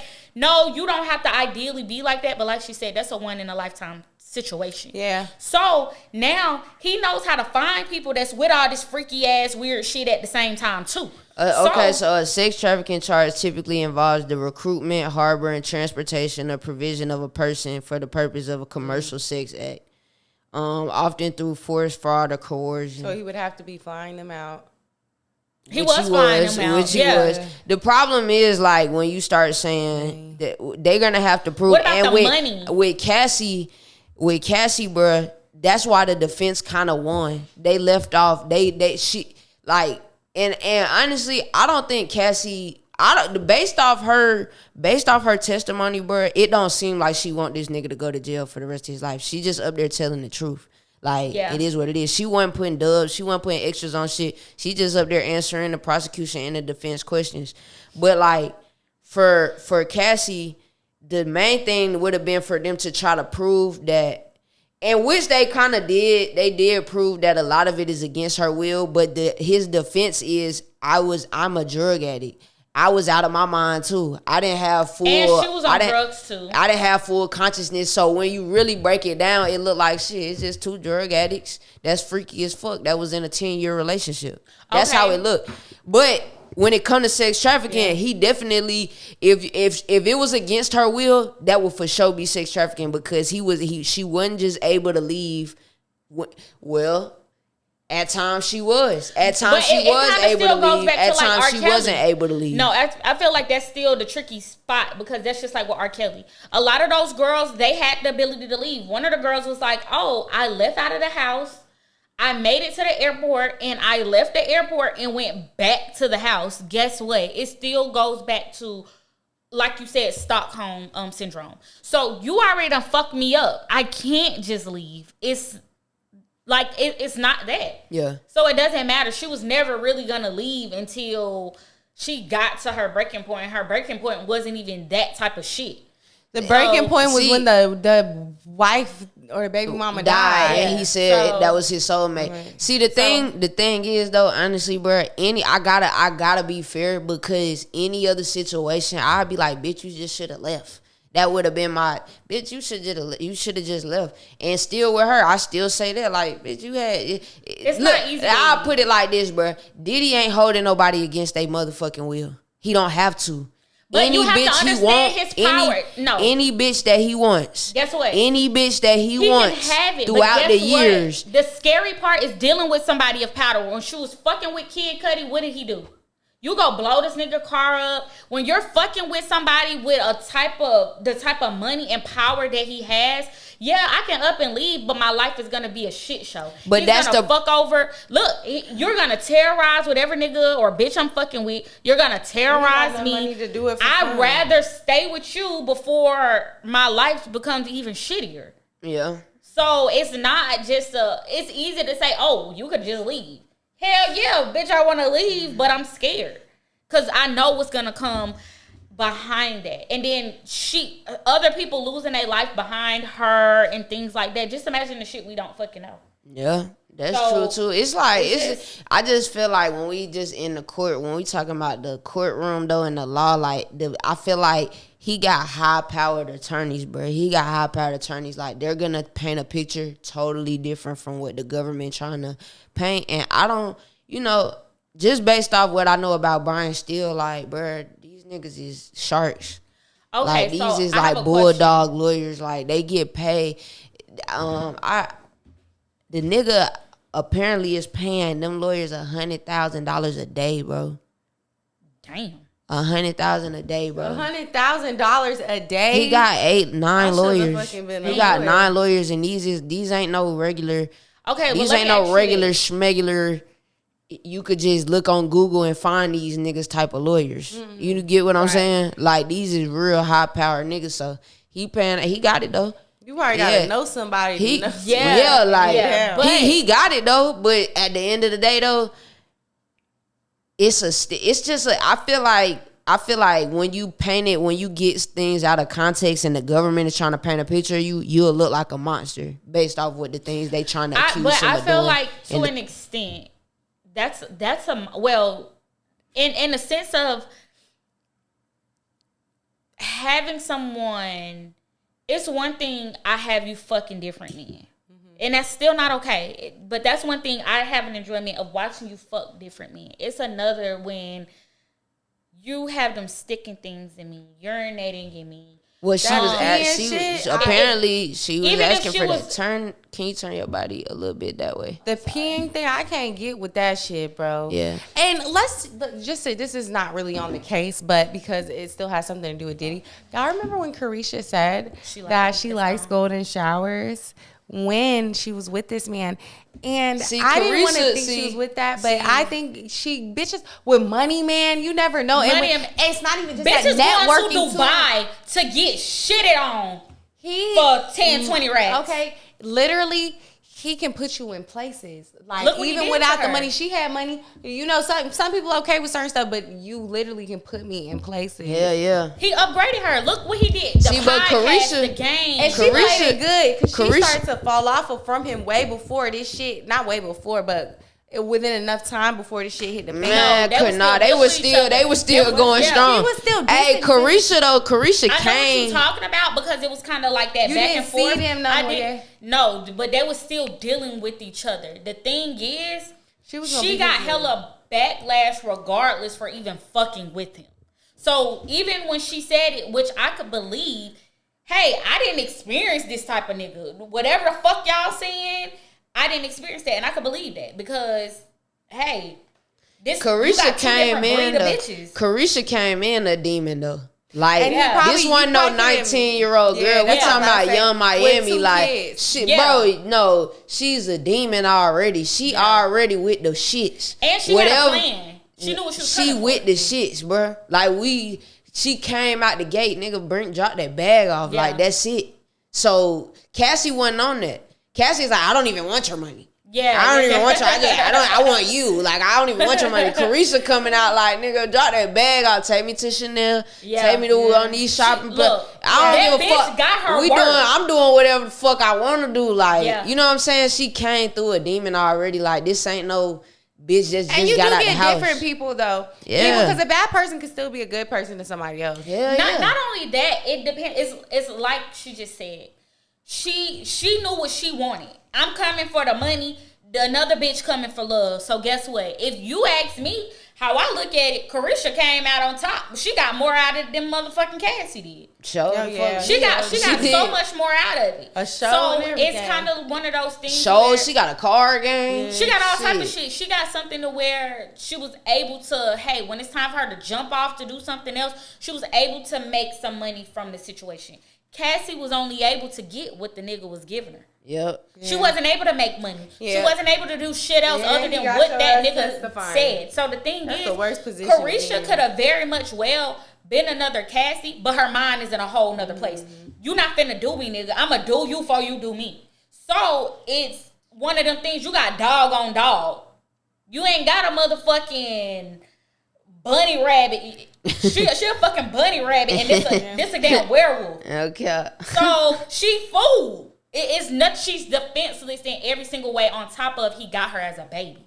So I feel like that's the fucked up part. When you have 19, bro, your mind is not even fucking fully developed until 19, 25. Bro, you is a baby, bro. Such a baby. You barely know how to wipe your ass. No. Like real shit. No. Like you ain't even at the house like that yet. Like 19, you're definitely out the house, but you just don't know how to operate. See, man, think about yourself at it's 19. Plenty of 19-year-olds that's not out the house. They might be physically out the house, but she's not out the house. And that's probably the problem. I was outside the house. Listen, like my ID, and we talking about 19 and we talking about 19 and 04. Yeah. Like 05, 04, 06. 19 and 04, yeah, like you ain't even, bitch, you don't even know how to wipe your ass.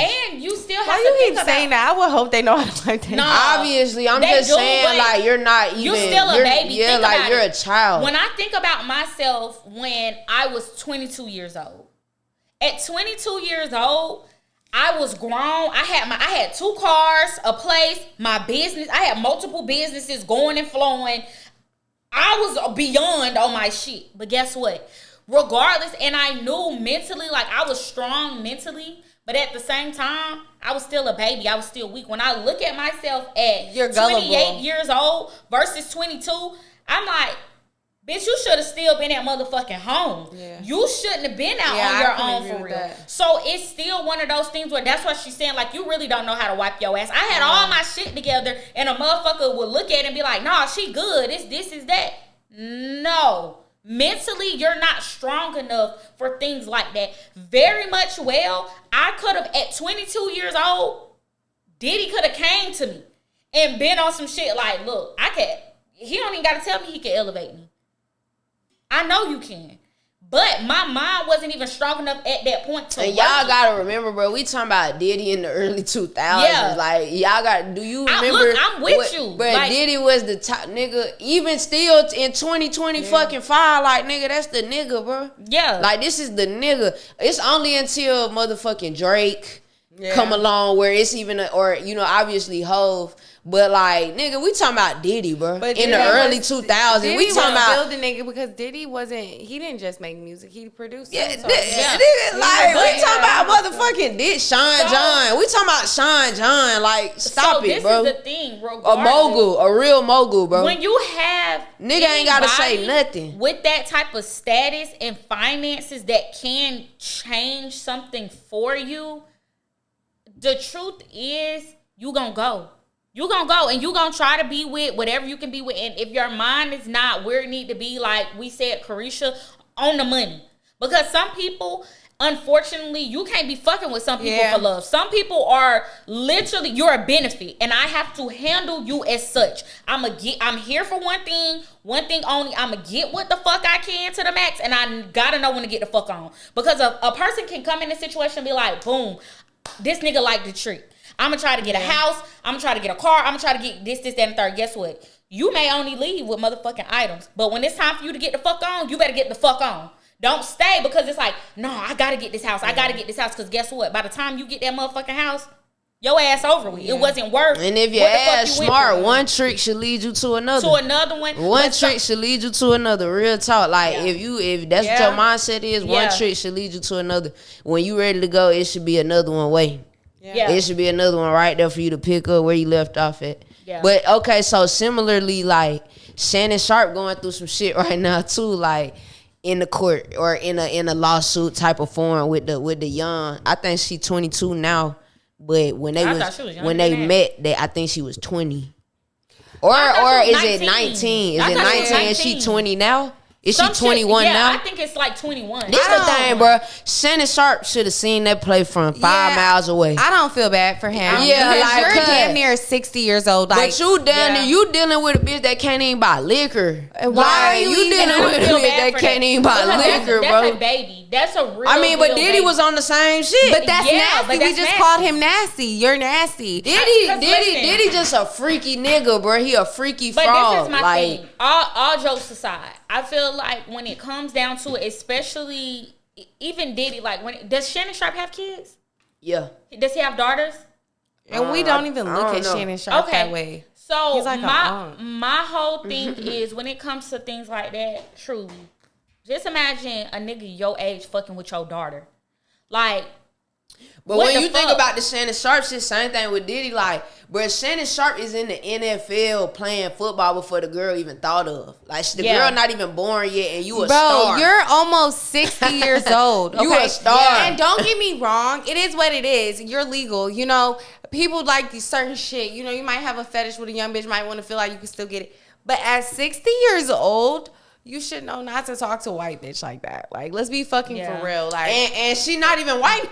I definitely thought she was white. She from Spain. That bitch is white. Okay, and when I say white, I'm not just talking about the color of your skin. I'm talking about the culture. Like, you have to, bro. He could have said the same thing to a black girl or a girl that grew up in the hood, and that's why I say a girl that grew up in the hood because it's some white girls that are like they're what is it? They're dingy. Not even dingy. They're conformed. What is it, Tori? You know the word. Just they were basically groomed like a black person. You know what I'm saying? So you talk to them, bitch, I'll choke your ass out. It's left there. Yeah. But you're telling this white ass bitch, suburb. Nah, but you know what? Niggas is slow like that anyway because you have some niggas that go for it. You remember even he's 60. It don't matter. It's should not even be so young. ignorant. What do we even talk about? If I'm 60 and you 19, what are we even talking about? They're not talking. They're fucking. I don't think but no, they was in a. She thought they was in a relationship. I'm gonna tell you why age doesn't matter, because you remember what I told you I seen, and the bitch was just like, "Oh, am I coming to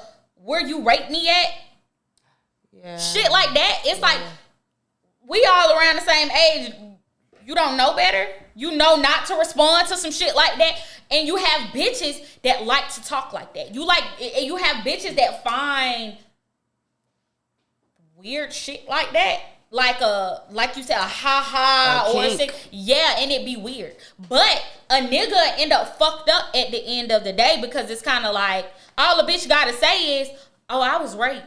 I got proof. But if a bitch takes you some shit like that, oh, am I coming to where you rate me at? Like, you should know it's a play being set up. But you should know it's a play being set up. What are you even talking about, a white bitch? Girl, bro. Yeah. What are you even talking about? But guess what? They cut the conversation cup going like, oh, this is so sad. Yeah, that come on, like green, like that's crazy green, bro. Because at any moment, like that could be interpreted as some whole. It could, but shit, if we being all the way honest, it's so sad to say. If it was a black girl, I was just finna say that, bro. Because remember, you just said if it was a girl from the hood, that's the fucked up part of it all. Because if it was a black young girl, they wouldn't give nobody would give a fuck. But because nobody would give a fuck, but because of the color of her skin and the optics of it, this is a big black dark skinned man abusing and taking advantage of this young white girl or look like she white.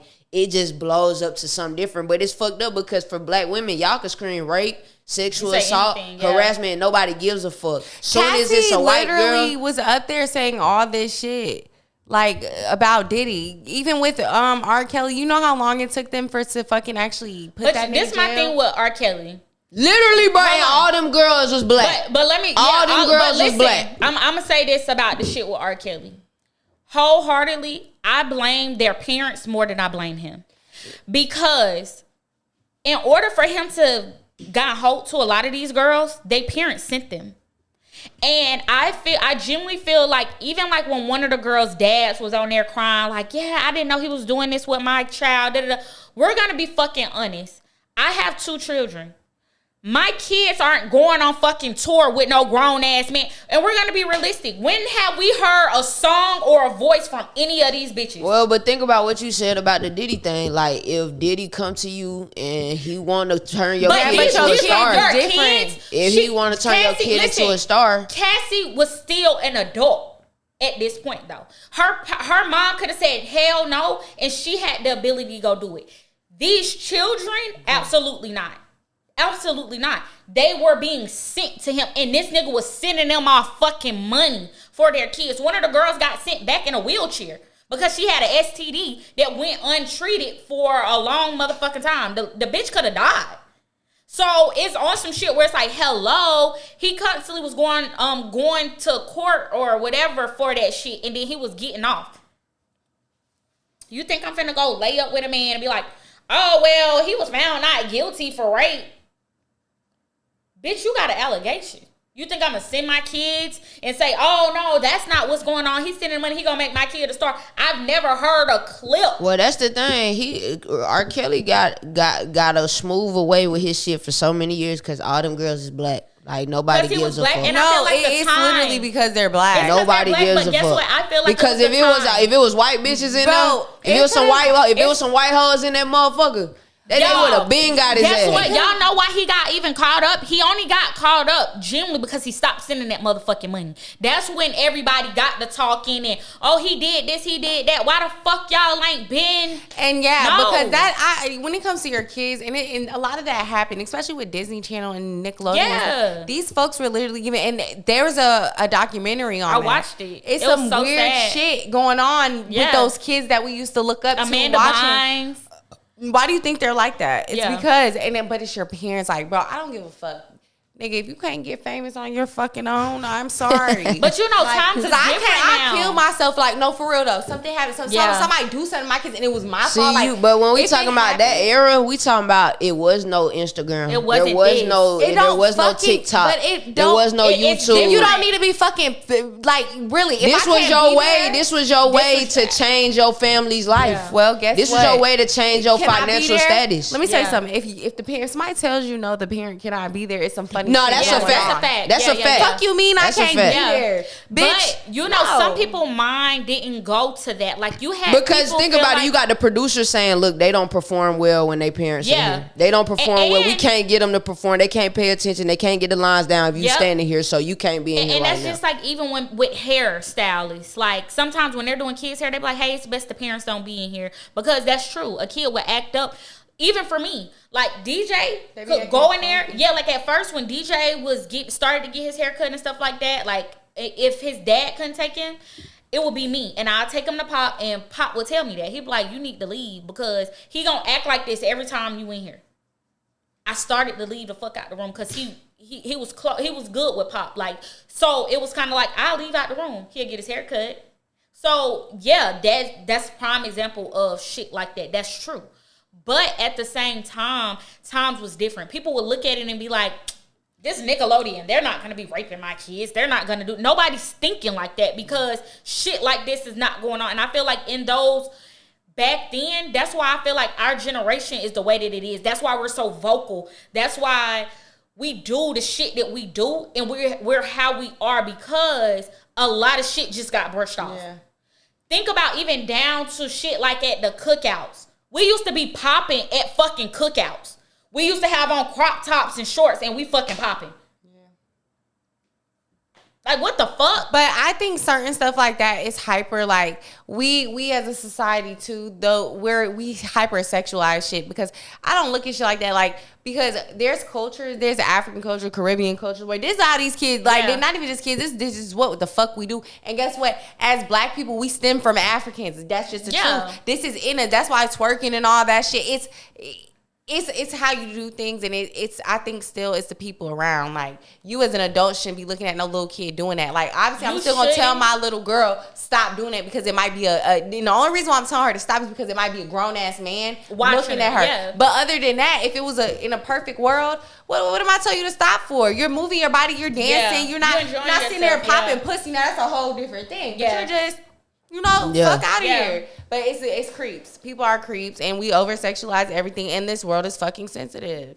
Your daughter doing a little. We used to be like sticking it, rolling, and was so dead ass, and we was not trying to be grown. We just knew we was eating that dance up. Yeah, and I was. And then and now you see a little girl doing that shit. You're like, this grown ass, this grown. I like, girl, no, she's not. Where's her mom? Bitch, at home. There's just so many pedophiles and so much stuff because even back then, that stuff was swept under the rug. Family members, it would be uncles that would be at the cookout, and you will send your child to go sit on their lap, but they don't rape your grandma, your aunties, if not your mama. People do be like that. Everybody is like, oh, well, I'm going to just watch him. He ain't gonna do that. Shit, it was just times have changed, bro. Times have really changed because that's facts. Yeah, that's the family secret. And it's not just black people because white people got that incest shit too, but...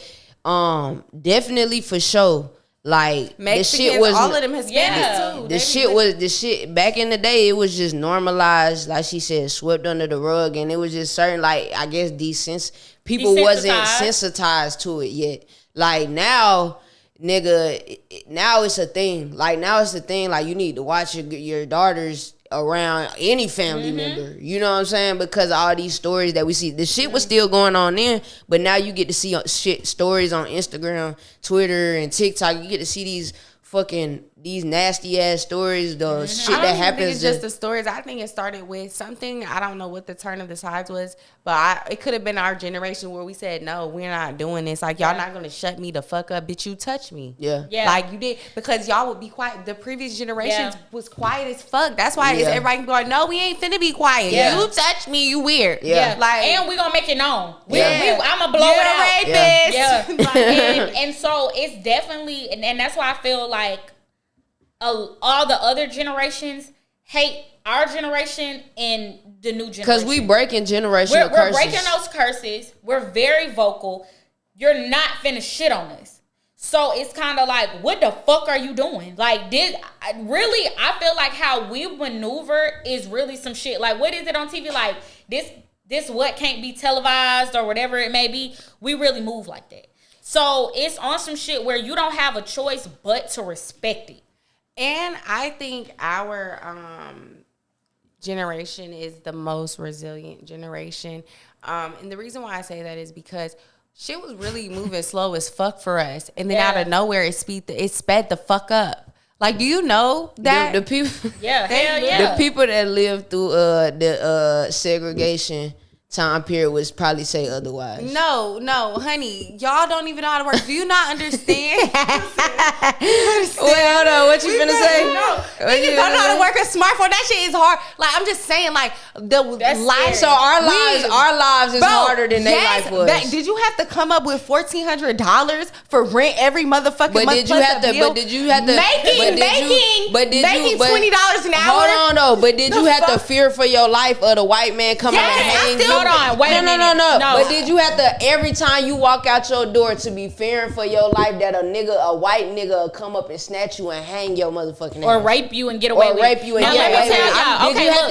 you ever have to deal with going to the goddamn grocery store and a white woman saying, bitch, I'm not serving you. You black bitch, get the fuck up out of here. Okay, I think we went too. Y'all went too far in time. I feel like our parents had it the best because they had $500 rents. They could get on Section 8. She said most resilient. She said we're the most resilient generation. I get what you're saying because I agree because we go through a lot in today's age. But we can't just say that because the niggas that was living through segregation is still alive today. Yeah. My granny lived through that era. Like, we can't just discount what they went through. We ain't went through shit. We the most resilient new generation compared to what they had to go. No, because think about it. Even our parents, they lived through the crack era. Like, so you didn't have to do crack. Yeah, but niggas did crack to be cool. But you didn't have to do crack. That's your choice to do crack. But they did crack to be cool. You on that. But the crack era, like, come on, you didn't have to do crack. You didn't have to do crack. Y'all niggas. I mean, but think about this though. See, it's so becoming a crackhead and getting off of that shit. You know what's crazy? But the crack era was so fucked up because it was just a tidal wave. It was like it affected the entire community. So it could be a strong, thriving black household, right? And the dad, he a cokehead. He was a cokehead, but now he found a cheaper way to do coke, which would have been freebase, which end up turning into crack. Nigga, that shit, it destroyed. It destroyed the black family, bro. It destroyed the black family. It broke it down to its core. When you take the dad and turn him into a crackhead, do you know? You think that's what destroyed the black family? Yes. No, it started back with that nigga Willie Lynch or whatever the fuck his name is. These folks literally put it, and it might not be him, so please don't eat me up if we clip this up, but they said take the black man out the home. Oh yeah, they said that. But look, listen to what I'm saying. The crack era, the war on drugs and all that is a it wasn't just men, though. It is a byproduct of that. When you take it, and let's get this understood. Black people didn't invent crack. That shit was shown to us and thrown in our communities, right? Let me ask you a question though. Where did it start with? When they did the whole opioid epidemic? No, that's years later. That was after. That's years later. Because I just watched a documentary. I was getting you know the Snowfall. You ain't never seen Snowfall. Based on that is a real story. The CIA really was putting drugs in our communities to fund this war overseas. A true story, but I believe it, but Franklin is fucking Freeway Ricky Ross. That nigga is still alive today, and he got interviews telling the story. This is really happened. I didn't know that was based off a real story. Hell yeah, I watched the finale when I was that shit really happened. Like, that really was going on in Oakland, California. But I could believe that shit actually happened, bro. You know what too? Isn't it New Jack City? Isn't that New Jack City? Well, yeah, that's the crack. But that depicts a perfect picture though. But look. But when you was talking about the Willie Lynch theory, where they was like, take the black man out of the family, and that's how you destroy this, because at that time we were thriving. And that's why my next topic is, Bring back segregation, nigga. Bring back segregation, because at the time when they came up with that idea and that ideology, black people were thriving. Our families were thriving. We were community based. We were doing very well in this country. Nigga,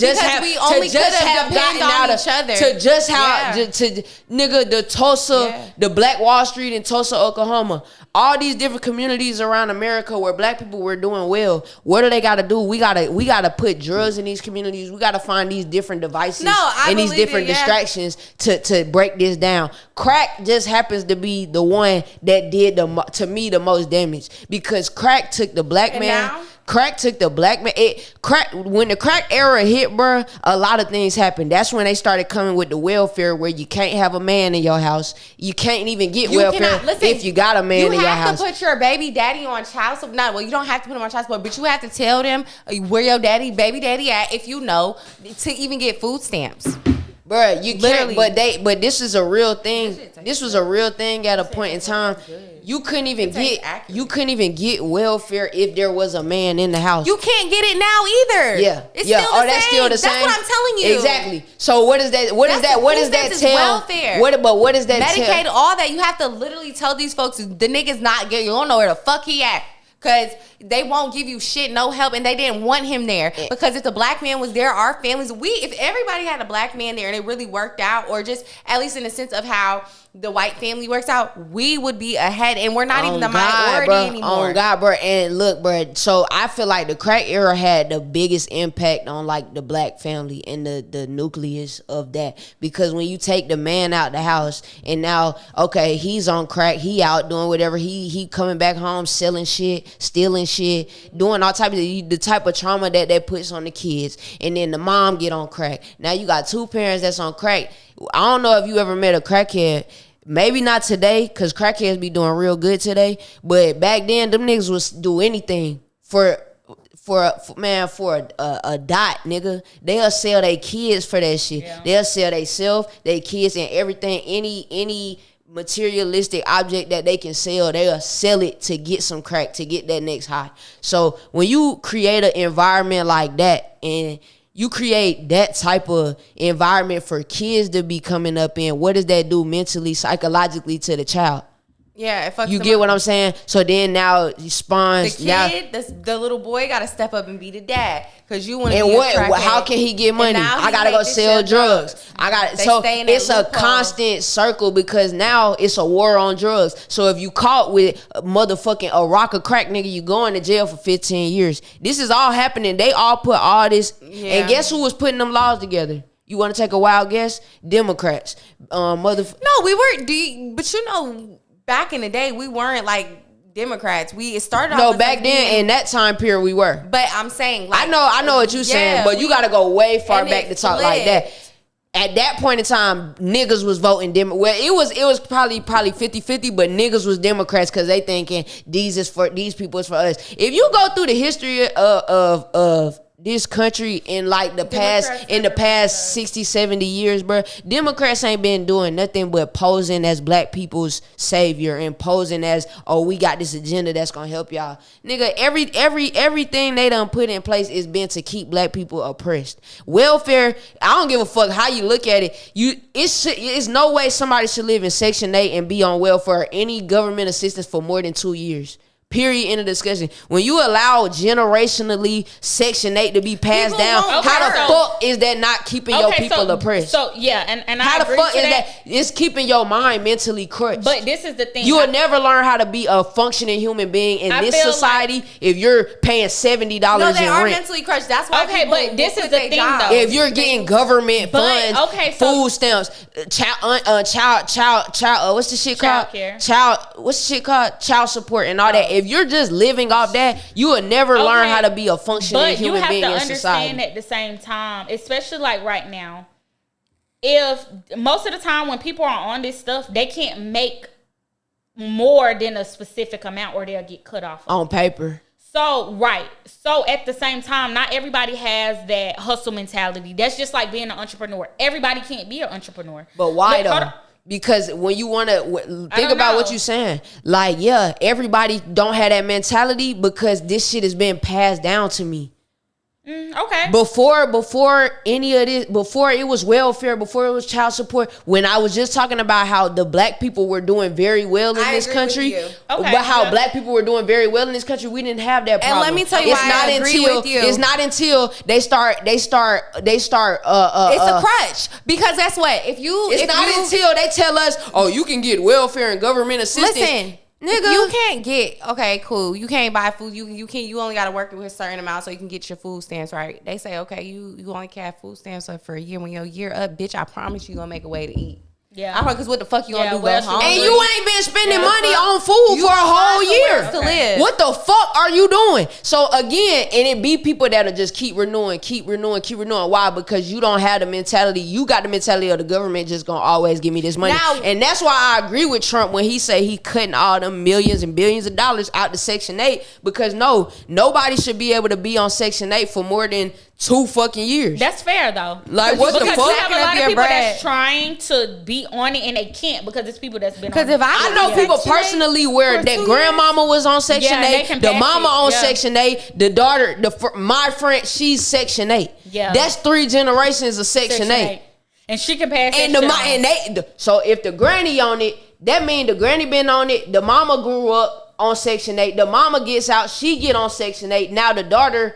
That's this generational, bro. It's like that shit deep, bro. Yeah, it made us lazy. Yes, you don't want to work. You can't. You don't want to work, or you don't want to do. You don't want to go get a job because if you make a certain amount of money, you can't get these benefits. So what you gonna do? You gonna do shit under the table. You gonna be doing. It's not even that you don't want to, because I want to take the word "one" out of it because nobody wants to work. Right, but. You're capable, and it makes you when you take that crutch away, you have to do it. It don't matter if you want to or not, because motherfucker, you're not gonna go hungry. The only thing I think that I don't feel like they should take away, and I really honestly feel like we should not be paying for, is childcare. Because they probably would be able to put a lot more money into childcare if they take away this goddamn government assistance shit and this Section 8 shit. My problem is y'all want to take away abortion rights, but you don't want to give no free childcare. Yeah, like literally, childcare high. No, childcare is too high. Yeah. Well, the thing is, what Trump is doing is he's taking away he's trying to take away the little thing, but his whole agenda is I want to incentivize people to have kids. So he is gonna incentivize you. He's gonna give money to people that have kids. It's not the money. The child care need to be free, because child care, I don't think you understand what child care is. Baby, how much is your car note in your thing? And just your I would car note? rather not. Okay, so how much have you paid? how much is the car note that you have paid before in the past? I'm just saying for $1,100. That's what you're paying in child care, probably more. Shit, it's more like than $400 a week. Not a month, a week. Yeah. That's crazy. 2 weeks, $800 for this little motherfucker. Like, hell no. Like, that makes no fucking sense. And then just imagine, we got 2 kids. So that makes, guess what? It need to put you right back in that loophole. Guess what? Now I need food stamps, because guess what? I don't have the time to make that much. Sometimes they have to take stuff to school. They have to have that extra if they're doing after school care. So guess what? The kids may eat at school, and they get free lunch, but the after school, guess what? They don't eat. You got to have that money to get them shit for after school. It's just a whole fucking no child care. You don't have time. If you don't have time, you can't work. You can't work. So abortion rights need to be back. Or I really do. They whole little agenda is like take away the abortion rights and incentivize people to take care of their kids and to have kids. So that means they're gonna be giving y'all money for having kids. They're gonna be giving you money to just take care of your kids. But you know, well, what money they giving me when they niggas gotta vote. Enough. Niggas gotta agree with niggas. Y'all gotta stop. 1 or 2,000. You know how Americans like to do? They like to throw a little 3,000 at the end of the year. Oh, that is not enough. Like, y'all need to give this free daycare. Like, employ these people. School free. Why is daycare not? Well, because daycare is not a government thing. Daycare needs to start from But that's the thing. Old, so that's why it still goes back to like the Section 8 thing or whatever the case may be. So it's kind of like, okay, if I don't have nobody so they don't have state ran daycares? No. Other than what is that, pre-K? No, I thought it was only pre-K. State ran meaning that do they have any daycares where government assistance is basically public school? No, unless it's pre-K. Yeah, only Georgia pre-K would. But state rent don't only mean that. If you get caps and the place you go to is caps, the state runs them. Oh, because technically they're paying, like they have to be in compliance. The state is basically funding. But you still have to pay with caps. And honey, this shit is so fucking high that it's still like $100 a week. Yeah. $100 a week is $400 a month. A car note on a kid is crazy. Like, So hold up. I feel like $400 a week. $400 a week. That's a lot. But you just said $100 a week is still a lot. Baby. I mean, that's still for 100 kids, that's still high though. And that's just, okay, $100. I'm just saying it's for a big kid. Sorry, it changes by the age. Your kid, you got a little baby. The smaller, the like, more high, the higher. And they're not, caps don't change how much they pay out. Yeah. So if you get your little 220 and it's 500 over here, honey, that $300 you better find it. Well, here's the problem. The problem is like, there's people in America that can afford to just take care of their kids until they can go to public school. There's a lot of people in America that don't send their kids off to daycare. So that's where the problem comes in, because it's like everybody's not dealing with that. Yeah, but at that's the same mainly time, for people like when you gotta, and this is the thing, it's such a cycle, because it's like you shouldn't really be having kids until you financially stable. It doesn't mean that, though, that doesn't because it can happen like that. change. It really doesn't happen like that majority of the time, especially in our community. But like other communities, and y'all know what I'm talking about when I'm talking That's about true. whites and Jews and them. They're not even having kids until I know that the mom can stay at home with the child until we send the kid off to school. But sometimes it's not like with me, for instance. My kids can very much well stay home. Like, my schedules, I'm able to do that. My job, I'm able to do that. But at the same time, it's still more intense for me to work with them or have them with me all day because I have 2 little kids. Now, DJ per se, he didn't start going to school till last year. Like, I didn't have to send him to school or anything like that. But that's still besides the point. It's still shit that as a mom, we go through a lot of different things. We go through a lot of different changes. So I do believe like kids should have that a parent should be able to have that outlet to send their kids, because I don't give a fuck if I want to sit at home and fucking sleep all day. I should be able to fucking do that because I'm taking care of these. And in like, kids. and in Spanish and Caribbean and in Spanish cultures, bro, the grandmama sit at home and watch the kids until they like 2 years old. Yeah. But you know, grandmas now is like fucking 30 years old. But that's still going on, and like this, that's the issues that we talking about is really our community, because Caribbean people. No, because my mom would do, if the funds was there and I like, say if I wanted to go back home, my mom, I would pay the rent. She don't, that's her, that's her dream. Literally, bro. Literally, Caribbeans and Spanish, they're still to this day, their family is like that. My mom praying for me to pay her rent. That's how it goes. I wish that was my mama, because I damn sure do it. That's how it goes. The woman has the child, and the grandmother is finna watch this child until she at least 2 years old, and then that's when y'all can figure it out from there. But in their cultures, that's just a thing. That's a custom in other cultures. Black people goes back to what we was just talking about, destroying the black family, because it was a point in time where like my granny grew up like that. Like her mama was at home with 11 kids. It was no going to work. Like, nigga, it's 11 kids. They here, the granny here. She here to help me with the kids, whatever like that. They actually helped and did what the fuck they was supposed to But then again, there was a man in the household taking care of the bills, so a woman did not have to work. It goes back to taking the man. It goes back to taking the man out of the household, because the roles fall on top of each other. Now the woman has to go work. But you have to think about too. I feel like time has changed in that point as well, because a lot of those women they couldn't leave out of abusive relationships because I don't got no money. I don't have shit. So if I tell him to leave, or if I leave with these kids, I'm fucked. I don't have anything. It was no leaving. You got 11 kids. You're not leaving nowhere. I'm not. You're not leaving. It ain't nowhere to go. Where you going? I can't even just sit there and just say you ain't motherfucking leaving. I'm saying a lot of those women back then, like what our grandmas and stuff, they was getting their ass beat. But to us, we look at it like that. To them, they don't. That was just the way got in the fight. Yeah, that's the way that shit went. Like that was that was regular shit.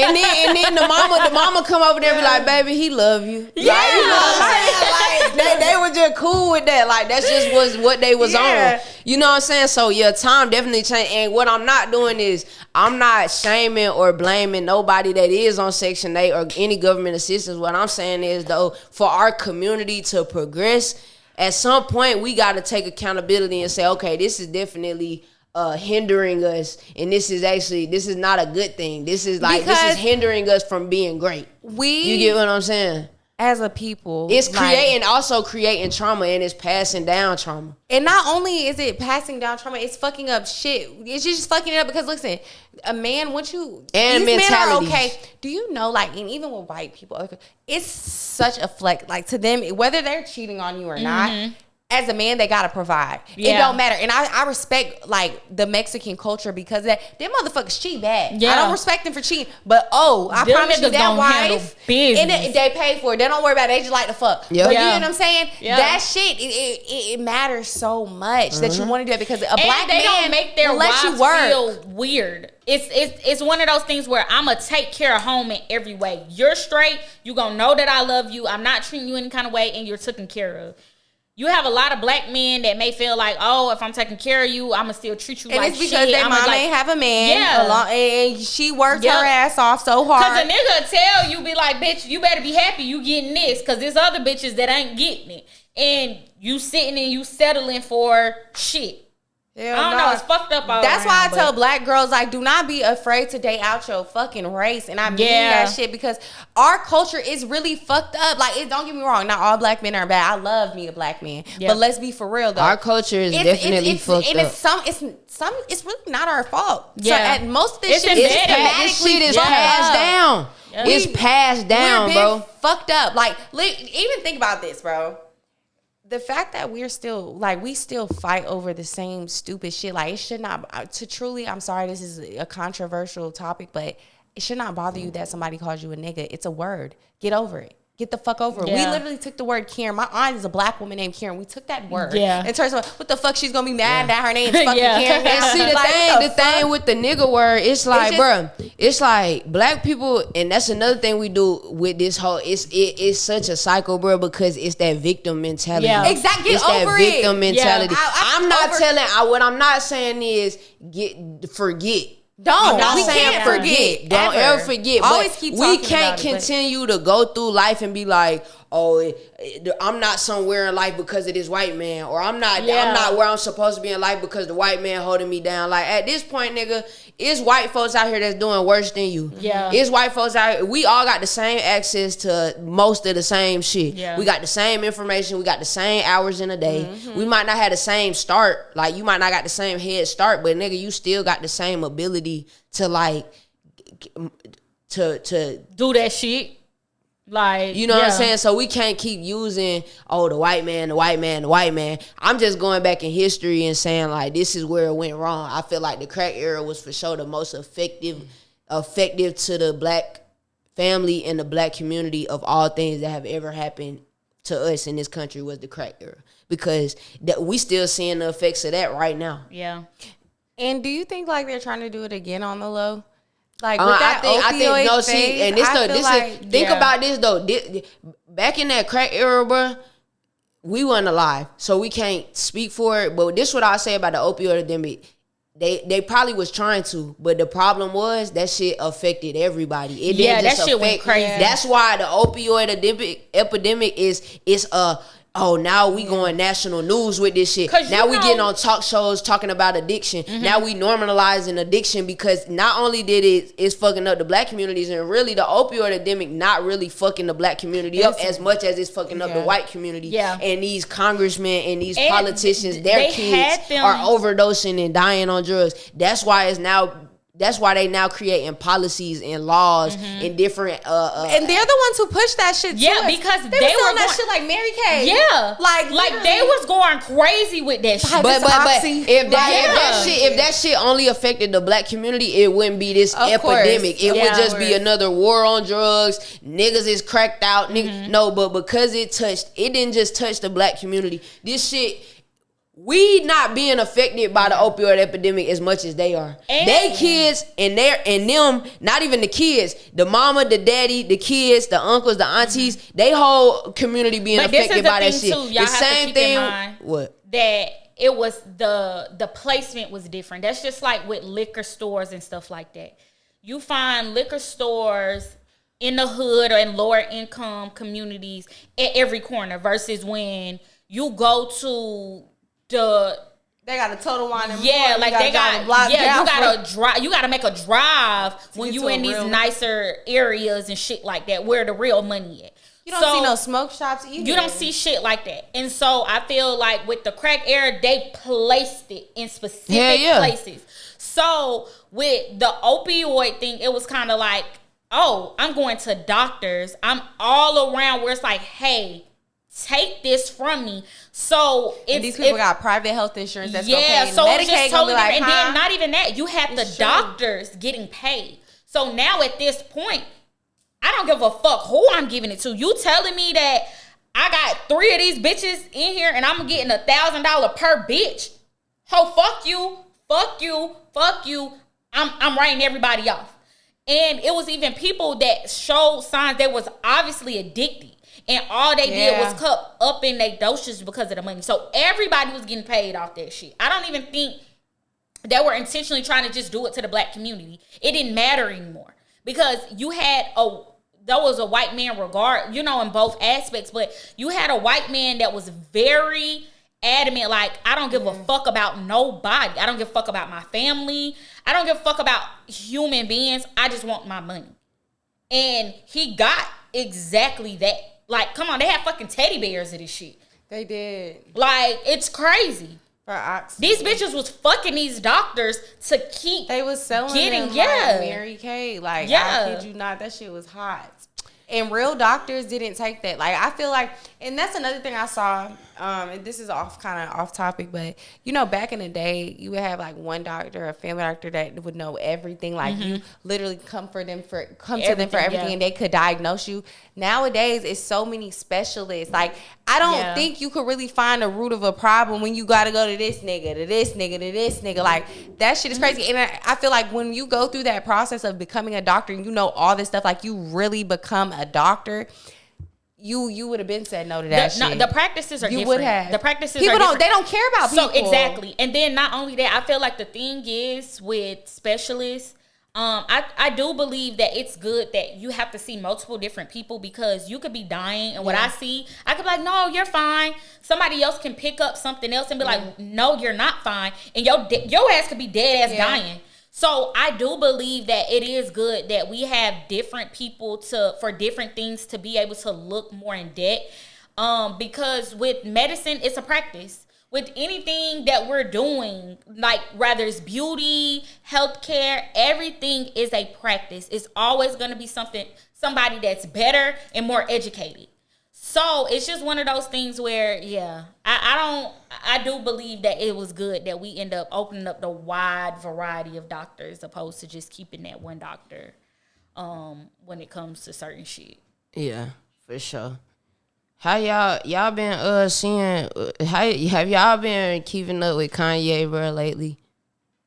And what he got going on? I just pray for Kanye. He said he sucked dick, didn't he? He apparently in one of his songs he said he was sucking his cousin dick from the age of 6 to 14. From the mom videos or some shit, right? The moms, moms magazines. Yeah. I ain't gonna lie. I get it. I get like how he could be doing that and not understand what you doing because you started at such a young age. You probably just this just some secret that me and he started at 6. Oh. This just something that me and my cousin do secretly. How old was the cousin? I think if he was 6, the cousin was like 4 or 5, and they was doing it until Kanye. Till he was 4. Kanye was doing this till he was 14. Sucking the 4-year-old penis. They grew up together. But I'm saying Kanye wasn't being molested. He was doing the molesting, basically. If it's 2 kids, is that really molesting? Molestation is molestation. If it's 2 kids, I feel like molestation is It molestation. can't really. Molestation's with It can't be somebody- molestation. I feel like if it's 2 kids. I feel like assault is assault, regardless though. Like If it's an adult and a child, that's molestation. But when you talking about 2 kids, it's like I get. So I don't know what to call that. Yeah, I feel like assault is assault though. That's me personally, and I have kids. So though I get what you're saying, like, or however the system may look at it, like, okay, these was 2 kids, they didn't know. So how? But as a 6-year-old, how could you be in the mind frame of knowing any better? I get it. You get what I'm saying? Like, as an adult, you know better and you know you're taking advantage of. I get that, but at the same time, he was still sexually assaulting regardless.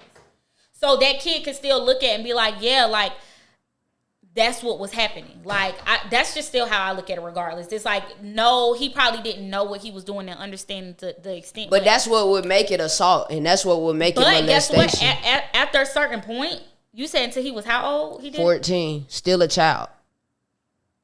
Yeah, but I was aware by that time. Were you doing anything like that from the age of 6, 7? Sexual, That's what I'm saying. Yeah. So it's like, and I knew, like, when we used to like play house and stuff like that, I was aware, like, when stuff was going on like that, like if certain people used to try to hunch on me and stuff like that. I used to be hunching. I look at it. I didn't go to that extreme, but I for sure was doing shit that I ain't have no business doing at that young age. But it's like, you're a kid. You don't have no consciousness to know anything. To know, like, yeah, you know, there's some shit that you might could get in trouble for, but it's not like you thinking like, oh, the extent of what it is. Yeah, you're not looking at it like you're molesting anybody, because you don't even have the consciousness to know that this is something wrong. I know, and imagine starting at the age of 6. So okay, so put in yourself in the 4-year-old shoes. At this age, she's not gonna look at it and be like, "Oh." At this age, you gonna for sure feel violated. That's what I'm saying. That's happened to me. Like when I was younger, a female or somebody that used to watch me was doing things that at the time I didn't look at it like. I didn't look at it like it was wrong. I didn't look at it like I didn't like it. I liked it. And it's not until really I went to rehab where they start talking about that type of shit. And we having to go around the circle and share different things on a different topic. And I'm listening to other people. I'm like, that happened to me, but I wouldn't even look, because if I'm 4, 5, 6, 7, this girl, she 12, 11. I mean, she 11, 12, 13, 14. I'm coming.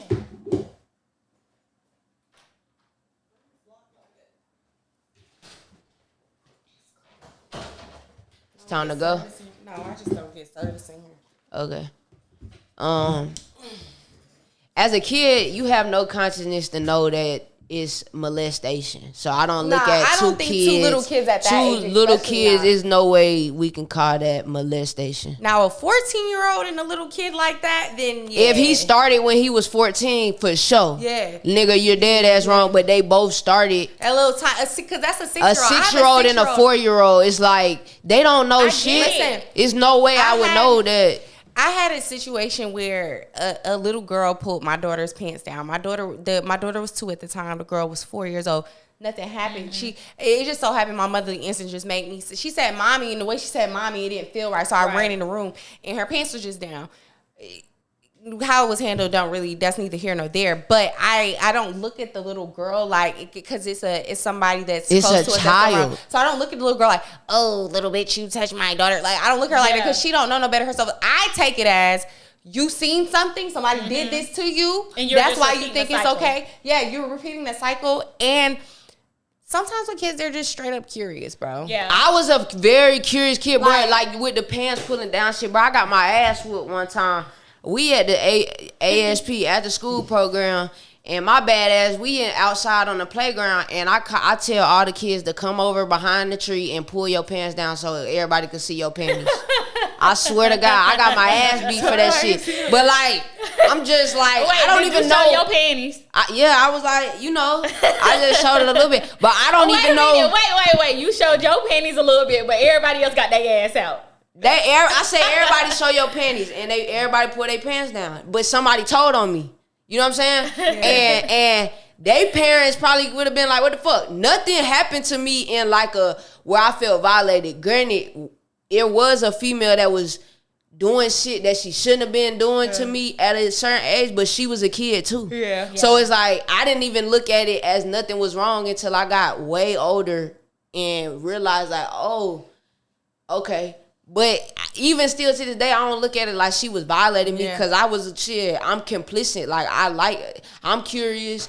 I'm doing it too, but it's like, I don't feel like kids can molest kids. Now, if we talking about a 14-year-old and a 4-year-old, you, even though you a child, you because that's like what 14-year-old and a 14-year-old. You're a teenager. You wouldn't say, oh, they're molesting each other. Right. Yeah. Like, because they having sex. I don't know. I feel like, but that's because it was all consensual. I feel like regardless, like in my mindset, and it could be just because I'm a mom. But think about this, when you say consensual, if we started when I'm 6 and you're 4, what is consensual? I'm using it in her aspect though. She was like 2 14-year-olds, you wouldn't say that. But for the most part, in the situation where, and I'm looking at it like how they do the Cinderella law. So with the Cinderella law, you have to be 16 in order to fuck.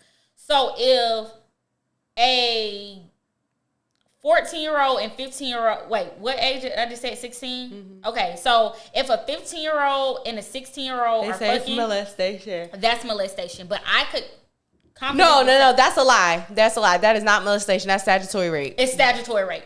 Automatically. So if the mother calls and the dude is 16 and the girl is 15, automatic sexual assault. So, yeah, like I look at that like, okay, that is at that point, and I'm saying it in a way like where they want to do it. That was consensual versus 2 kids. There is no consensual. It's no consent. Like, so that's why I look at it in a way like regardless, it's sexual assault is sexual assault in that aspect. So I'm not intentionally doing this because I'm unaware, but regardless, even with your situation, like you just said, no matter what, she sexually assaulted you. Nah. She did. No, because it's no way. She has no consciousness it doesn't to matter. know. Sexual assault is sexual assault. Because hear me out. If I come over here and I walk over here and I smack you, and I can do it in a playful way. A smack is a smack. No, but you gotta look at it like this. They are kids, right? And back to what I said, I feel like they repeat what they see. Because, okay, you probably seen porn before on your phone at a 6-year-old or whatever the case may be. Now you're trying to reenact it, right? That's what Kanye was doing. That's what Kanye was doing. He's trying to reenact it. But that 4-year-old is scared to speak up because they're fucking 4-year, their big cousin. You love playing with them. But they really feel weird as fuck every time this shit fucking happens. Or they may like it. No, or they may like it. Mm-hmm. But they may not. If they like it, then, I mean, that's nasty as fuck. These are kids, but like... It's not necessarily nasty that they like it because at the end of the day, we're human. You have to think about, like, we were talking about assault hunching. is when you don't like it. If you didn't assault me if I like it. Like, and if even though these are children, but still, like let's wrap this up actually. Yeah. But, like, my whole thing is, I feel like kids, when they 6 and it can't be molestation. They don't have no concept. It's not called molestation, but it still is a form of assault. Especially if that little kid is saying no. Because, for example...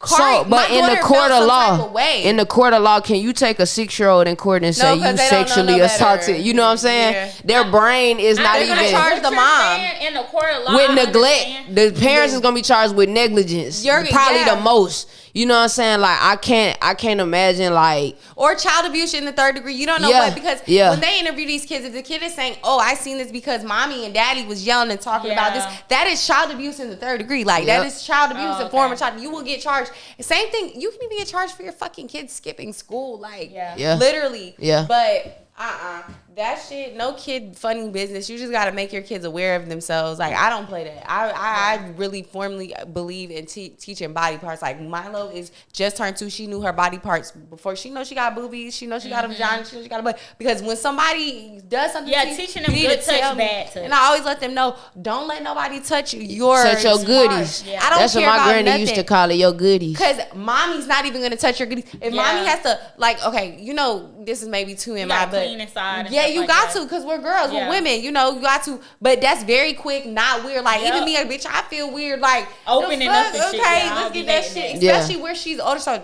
now that she's getting older, I'm like, okay, I need to teach you this stuff for yourself. So I don't even got to do it. You can just tell me something wrong. Yeah. But no, if they're not that age yet, hell no. Yeah. I'm in there, bitch. I don't even believe a kid. Like, I feel like 7, 8, you could start taking baths formally by yourself, and I could trust you to really Right. bathe yourself.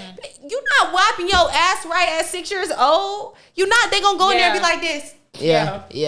I wash myself. And that's if they do that. Coochie cheesy as hell. Hell no. Yeah. But other than that whole he was sucking dick shit, he got a song out. He got a song out that's called Hail Hitler. Cheesy cat is crazy. Y'all heard the song? Nah, I didn't. That Hail Hitler song? Nah, I That didn't. Kanye got, bro, that shit hard. I think I did, because did you repost it? I think Yeah. I seen it on your page. That shit hard, bro. I don't think it's hard. It's Did like, you hear it? I heard the little piece that Can you I play a It's clip snippet. of it? Yeah. You heard it? What you think I about don't the like stuff like that. or what? That hell. Did we get into it about this? Because I think Not we yet. had I think we had a Not yet. conversation on Instagram Crazy. about this shit. Oh yeah, bro. We yeah. did. Okay, so what? So I- how do you feel about Kanye putting out the song Hail Hitler? I think it's ignorant as fuck, and I know that they're like, you're probably like, oh well, people say fuck our race. You should fire, Okay, don't here fight it fire is. with fire. And those people were killed for no fucking reason. It don't matter they were killed for no reason. Being Jewish, that's why that nigga was killing them. That's fine. That's not fine. No, that's fine. But guess who else is being killed for no reason? Still to this day. Hey, Black people, but are the Jewish people doing that to us, or is it the white man? No. I was playing the clip like I. Okay. Can I skip through this? No, play the. Just let the whole song play. Who owns the labels? Jews. Who They're owns? on the music labels. Yeah, they own the Jews music own business. That was everything, a question. though. They own the music No business. question is a dumb question. Don't dummy. But I didn't say know no. that. I didn't say nothing. You didn't. Oh. It was her just my duh. They own the music business. They own the know that. entertainment in general, right? know they own a lot of So that let's stuff. put it like this, right? Why is it okay for our trauma and our dysfunction to be sold back to us on a daily basis, and we having to be subjected to this shit even if you not even trying to listen to it? On the radio stations, they telling you kill a nigga, kill a nigga, kill a nigga, kill a nigga. Fuck that bitch, this, that, and the third. Why is it okay? Why is it okay? Oh, I'm popping 20 perks and I'm popping ecstasy and Molly and Fucking this. hella bitches, Why is it okay for us to continue in 2025 for them to still be allowed? It's okay because we love that music. I love the music. But I get what you're Why is saying. it They okay should be- for us to accept our Because trauma white people being don't do sold to that. us? Why is it okay for us to accept our White own? people don't do what? Like other races don't do that. Don't They don't do- sit. What I'm and saying talk is- about like our history and stuff But like we- even niggas. Why- That's what we were just talking about, though. Why? We do that because Why is we it play okay? But what- Why is it okay for our trauma to be sold back to us and our dysfunction, and he's crazy for doing that? If it's okay for me to be talking about killing a nigga on the radio and killing a nigga on national TV, it should be okay for me to be talking about Heil Hitler. God, why? Yeah. Because he killing niggas too, and he was killing y'all ass too. So what's the issue? Yeah. That's how I feel. And then not only that, like another problem with the black community is we'll ostracize and we'll motherfucking cancel somebody like Kanye on our own. They don't even gotta do it. Yeah. All they gotta do is put a narrative out there and put the optics and propaganda out there like this nigga crazy. Yeah. No, he's not crazy. Let's stop right there because I was watching another interview because I've been on my podcasting shit. Okay. But it was with Candace Owens. And We're basically, gonna stop at 11:45. Okay, it was with Candace Owens, and she basically said that I love Candace. I love her too. I really do love because I think she just. So real. I'm so surprised that you like aren't a right wing. No, I just conservative. don't believe that immigration shit. Like that's where I sit. That's where I draw the line. That's where you draw the line. That's where I draw the line. But you agree with most of what Candace Owens is saying? No, Okay. I agree with almost everything she's saying Okay, except okay. for that. And she really doesn't have a comment on that immigration thing. Yeah. That's why I could really I fuck with her. Candace Owens, Me too. bro. And you can't battle with smart, bro. She's Like, intelligent she's as fuck. and she's black and I well love it. spoken, Okay. not emotional. Straight facts, nigga. She's just like, straight okay. facts. Like, it's straight facts, bro. But what was you saying? But basically, damn, I lost my train of thought. What were we talking about? You said you was watching an interview. I was watching an interview, and basically, was it with Jason Lee? Yes. Okay. So you seen it? Yeah. So when she said that Kanye went to that nigga house and they drugged him, I could believe that's a real thing. Because why the fuck do you have to be in the CIA? He posted the screenshots. Fitness? He posted the screenshots of the trainer telling him, like, nigga, if you don't act so now right. they're trying to play him as crazy when y'all made him crazy. Like, and I believe. But do y'all remember I think he tweeted, like, if I ever come back crazy, I'm hidden in an all white room and they drug me or they cloned me. That's what happened to the nigga, bro. Yeah. So I'm not even saying that he's so out of his mind. What I'm saying is, though, they want to paint the image. They want to paint the picture that the nigga crazy. He not crazy. And what I wish black people would do is stop coming to the defense of everybody else and stop fighting everybody else's fight before we fight our own. Because why are you so against Heil Hitler, but you'll say fuck a nigga, kill this nigga, I got 20 bodies, I got 20 tops, I got 20 hats and all this other shit. But you were so offended. Right. But you offended by him talking about some shit that happened to the Jews 70 goddamn years ago. What I will say, though, you know what I'm saying? When we going through this shit right now. I agree. I met a Holocaust survivor, and yes, awesome. I have, and I really that was one of my favorite parts of history. So I read Anne Frank. I read Anne Frank. Because I want to go to her museum. Yeah. Shout out to Anne Frank. Shout out to Anne Frank. But hey, I definitely loved Anne Frank. But I don't agree with the way that they did him, and let me tell you this, because. But you don't like the song. No, I don't. I fuck that song. Well, to agree with what you're saying, they dead ass. They all say fuck niggas, nigga this But as soon as he said fuck the Jews, y'all canceled this nigga. Y'all Adidas stopped doing fucking business with him. But the biggest fucking shoe line. Who the fuck wore Adidas after Shell Tops? Look at this though. What happened to him when he put the White Lives Matter shirt on?